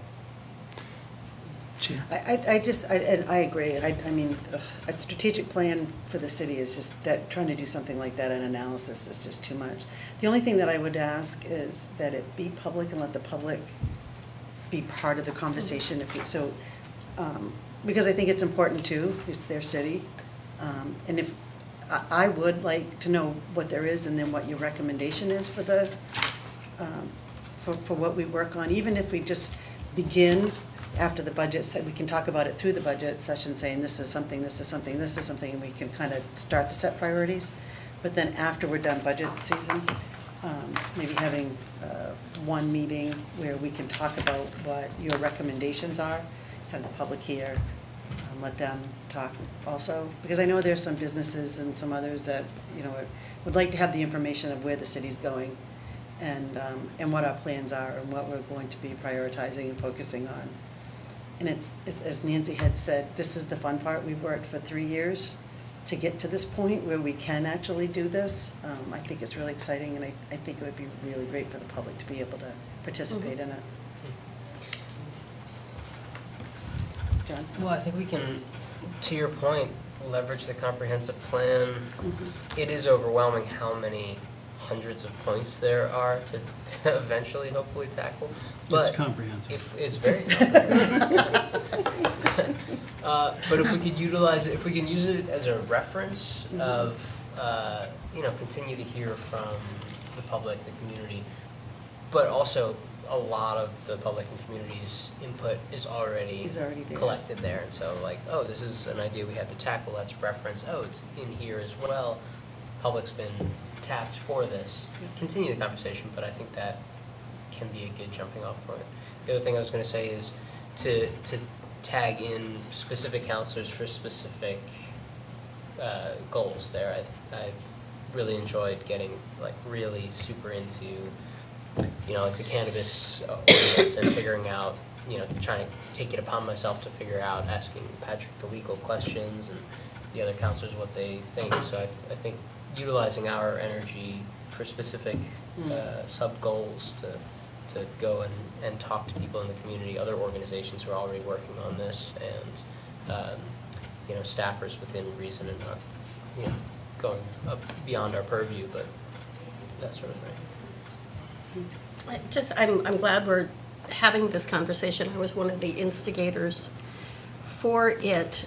We've been reactive for the year and a half that I've been here. It's like, oh my God, we have to deal with those. And now we get to be proactive. And I think while we're in the budget process, we're thinking about what are the assets that the municipality has to accomplish some of these goals. And when we talked, what can we get done in the next year? What's not yet, but soon? What do we have partners who are doing? But getting that coordinated look, both at things that have happened in the past, things we're going to focus on now, things that will come in the future. You know, I think back to the forum when you're up on stage at the Grand, and you talk about, we want to work on economic development and housing and transportation is integrated in quality of life. It's like, well, what are you doing about that? It's like, well, I go to council every meeting and I deal with whatever's thrown at us. It's like, that's We're no necessary. followers. Well, and there is, that's the broccoli, if you don't like broccoli. Lima beans, I don't like those. That's the lima beans of council, is like, you gotta do the housework, and that's the housework. But now we wanna be more thoughtful about whether it's an addition or, again, I use the household of, do we need to repair the roof? Do we need to look at the insulation? That kind of proactive, thoughtful, coordinated work. Not adding to work that that staff is doing, but to feel that we're a part of it and what is our role. If it comes to short-term registration, to understand how that's implicated into housing units that are available. What's our role? Well, that's what I want to see, is this is where we're moving forward. And again, where you think you're going to work on Juniper Cemetery and all of a sudden it's a commission for the whole thing, but that's the right way to do it. Long-term, it's going to be better. So as we're looking at what are you doing about housing, economic development, recreation, the library, it's like, well, we have this. All I need is I love spreadsheets. This is what we're going to do on these things. They're connected. This is who we're working with on it. These are our partners, and this is what we can't do yet. But it's going to be out there as soon as we get some of the other basics done. So that's what I look forward to, and that's the eye that I bring to the budget, is what do we got for capacity? It's a lot of nuts and bolts cleaning up, and again, we've got housework we need to do that is behind, but we can also start moving forward now, which is exciting. I think it's exciting now because I think we have more active volunteer commissions than I've ever seen. You know, honestly, between the Arbor Commission, the Cemetery, Heart of Ellsworth, EBDC, Recreation Commission. We have so many people right now that are so interested, the Harbor Commission, that are very interested in improvements in Ellsworth and are willing to help. I think it's such a great time to start having these priority meetings and strategic, I don't want to say strategic planning, but planning, prioritizing meetings, and having them, step up and say, we can help with that. We want to do beautification. The Arbor Commission's here. We're worried about our cemeteries and the history of the city, and then downtown Ellsworth and EBDC, with the business development plan, helping to implement that. They're ready to go and do that. And I think we have so many organizations like that in Ellsworth that are just ready to say, hey, let's move and let's use me for something. Yeah, it's exciting. All good things, and to your point, Patrick, to where I see things, I think in some ways it's, there's like a basic level to it, like, all right, here's the major, here's the budget piece, sure, here's some things that we align to the comp plan on X, Y, and Z, the TIF district reimagining, the capital improvement plan that's been updated, some of these other pieces that are kind of, core to what we need to get going, but then also, like, here is this laundry list of, pretty specific, and there's these great organizations that can help us partner with this. So, like, what's on the staff's piece, but then also, like, as a coordinating mechanism, how do we help resource that? I think one of the, like, there are all of these pieces, but they're all looking for, like, attention from 3 people in the organization. And I often, and I look at all those housing task force, the comp plan, and this and that, and I, then I look at the budget and, like, what the comp plan, and the housing needs assessment and the business attraction plan are, like, essentially all loaded onto 4 people. But you look at the resourcing of the organization. I've talked about this before on, like, some of the pieces that are most heavily resourced aren't necessarily there. So do we want to resource those cities, or do we want to say resource other external organizations? But I think the Parks and Rec director, which put into this budget cycle, will help. I think it's a kind of one of the final pieces of the coordinating mechanisms that right now just needs more attention to, like, better activate that's why Ellsworth is so special. It has those other pieces, but then also what do we say no to in the near term too? Or how can we, if we put together a plan for the year and a calendar and something we've all generally agreed to that we want to, not that we're saying yes to, but that we want to see it. I think I talked to one counselor earlier on here, and it was about a very kind of small issue with, and we'd had 2 or 3 conversations about it, and then I just got so frustrated. Like, this is why your roads are falling apart. It's because you're not asking me about why the roads are falling apart or this, but it's like we kind of go to what gets to be hot for the moment, and it's a really important issue. Every single one of them are, but then, and there's some big backlog we have too on that. Getting this budget, this was a Herculean task, and we're good here, but we need to get that SIP plan. And to me, there's like some pieces there that I think that's kind of where we start. And then some of the other stuff, it's like, do we really need to do, and we've had rec cannabis right now. Sure, let's get it under when it needs to be, but is it the most vital thing? Yes, the voters voted on it, and we put it forward. But let's put it at a time, let's maybe clear the decks and SIP planning first. And, or can we resource it through the council and through others? Maybe it's, to your point, John, on that comprehensive planning commission, there was the implementation planning group there. Even some of the strategic planning work and talking to counselors and getting the calendar together, and like that's a fair amount of work, just putting together the documentation and the process behind these, and how do you institutionalize it so it's not just something that I cooked up with you all at this time and then 2 councils from now. It's, I think, done well, it'll kind of help drive the actual work plan for the city in the future too, even though it's not necessarily in the charter.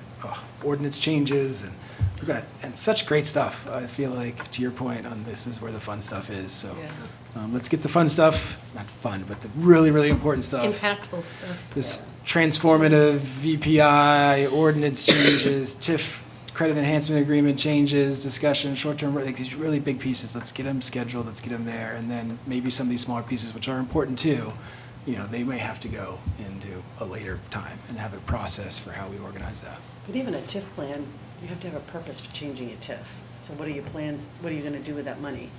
What are our capital improvements that we wanna make with a TIF district? And what is it we want to accomplish by changing a TIF district? It's never, even that is, you have business people and council and, talking about that, and your planner. All of those types of things. None of that is, stuff that we can do right now, but it's really great to say, okay, we have limited resources, we have people, we have limited resources, so we can't do everything, but we have people that will help, we have counselors that want to participate, so how can we do that? And of course, councils change every November, so that's also something to think about, but. And to me, you put a consultant on it, especially if it's big and you need it to go forward, and you don't want it to get like, I'm sorry, I couldn't get to that TIF redistricting plan. It's so important. So that's why I we'll talk more about that on Thursday. And then put a deadline on it. And that's why hence the consultants, especially on specific actionable like policy initiatives, I really like. I'm not too big on hiring consultants for big giant planning initiatives unless it's like required in order to get a grant. But for very specific like ordinance changes, TIF redesigns, let somebody drive that work, and they're paid just to do that on a specific deadline, and deliver us in August a TIF redistricting reimagining plan based on research on other cities and towns, and have those tough conversations. We don't really do credit enhancement agreements for private businesses. That's that was something that is that still the will of the council to do that, or do we want to encourage specific private businesses that'll get a great credit enhancement agreement to do WS development? Is it worth it to maximize that TIF? So just good arguments to be had. And so how do you put a deadline on it? To your point, Patrick, you kind of agree on like what we want to do over the next year or so. Don't look too far down the line. And not only the timeline of the projects we're going to work on, but the timeline of the results of those projects, I think should be varied. So we're going to work in the near term on a couple different things. It'd be nice if those things were a long-term development, housing, whatever, and also a short-term easy win for a lot of people, the Cannabis signage. That's where they're at, cannabis. I think a mix of short-term and long-term results, and a mix of results that appeal to as wide a range of people as possible. It's a tricky. You need the quick wins to keep the motivation going for the hard work. You can, Low-hanging again, if we fruits. distribute the work and we're thoughtful, you can do both. And just to kind of take temperature too, is like, Yeah. talked about some parking kiosks that could generate pretty substantial revenue, but there's pros and cons on it. Generates Hot pretty temperatures. substantial resistance too. Yeah. He can. And our area for that is I think that's the other piece. All the 1/8 short-term rental registration, that one is Fall the Harbor. registration. I feel like, but regulation, both sides. We just saw this town that was nearby kind of kick the tires on that, and then push and change a little too soon on that side of things, or not. So how you kind of, all right, we're going to talk about it. This is what it's going to be, and it's not a surprise, and putting together a process to get it done. I'm sorry, Tammy, I went over. 10 minutes. It was my own. Tisk, tisk. I think she It's all wins good. now, right? Are we ready to adjourn? Or do you need more information from us, or are you all set? I think I have what I need. I think I can come back towards the end of the budget cycle. We're going to probably add one more meeting to talk about that. I think we'll be at a place there. It's like, hey, here's where we are. Here's where I'm seeing, based on this budget, what the big items are going to be over the next year. And let's start, here's square one. And it might take a couple meetings to get through it. But I think we'll be, and especially with we might be able to layer it into the SIP planning process, which I think kind of needs to start after the budget. What is SIT planning? What do you Capital say? improvement planning, Why is it SIT? SIP. Oh, It's a soft C. Tammy had a great one, and and you, Michelle, I guess is probably the base of the capital improvement plan. It's a giant binder, but like this binder, really needs to, it has 400 hours of work that needs to be put into it. Capital improvement plans are huge. When they're done right, they're very informative, very detailed. Yeah, it's incredibly important. It's just not phonetically correct to call it the SIT, that's all. It really isn't. That's why I didn't know what we were talking about. CIP. I know. Not Sometimes SIP, that's- CIP. I know, it's phonetically wrong. It Motion is. to adjourn. Yeah. I second that. Because we can do another 10 minutes on. So all nerdy. I'm like, what are you CIP. talking about? It's like, oh, in my head it's We're gonna get on CIP, that but- Oxford comma again. Love the Oxford. All right, we have a motion to adjourn. Second? Second. All in favor? Thank you.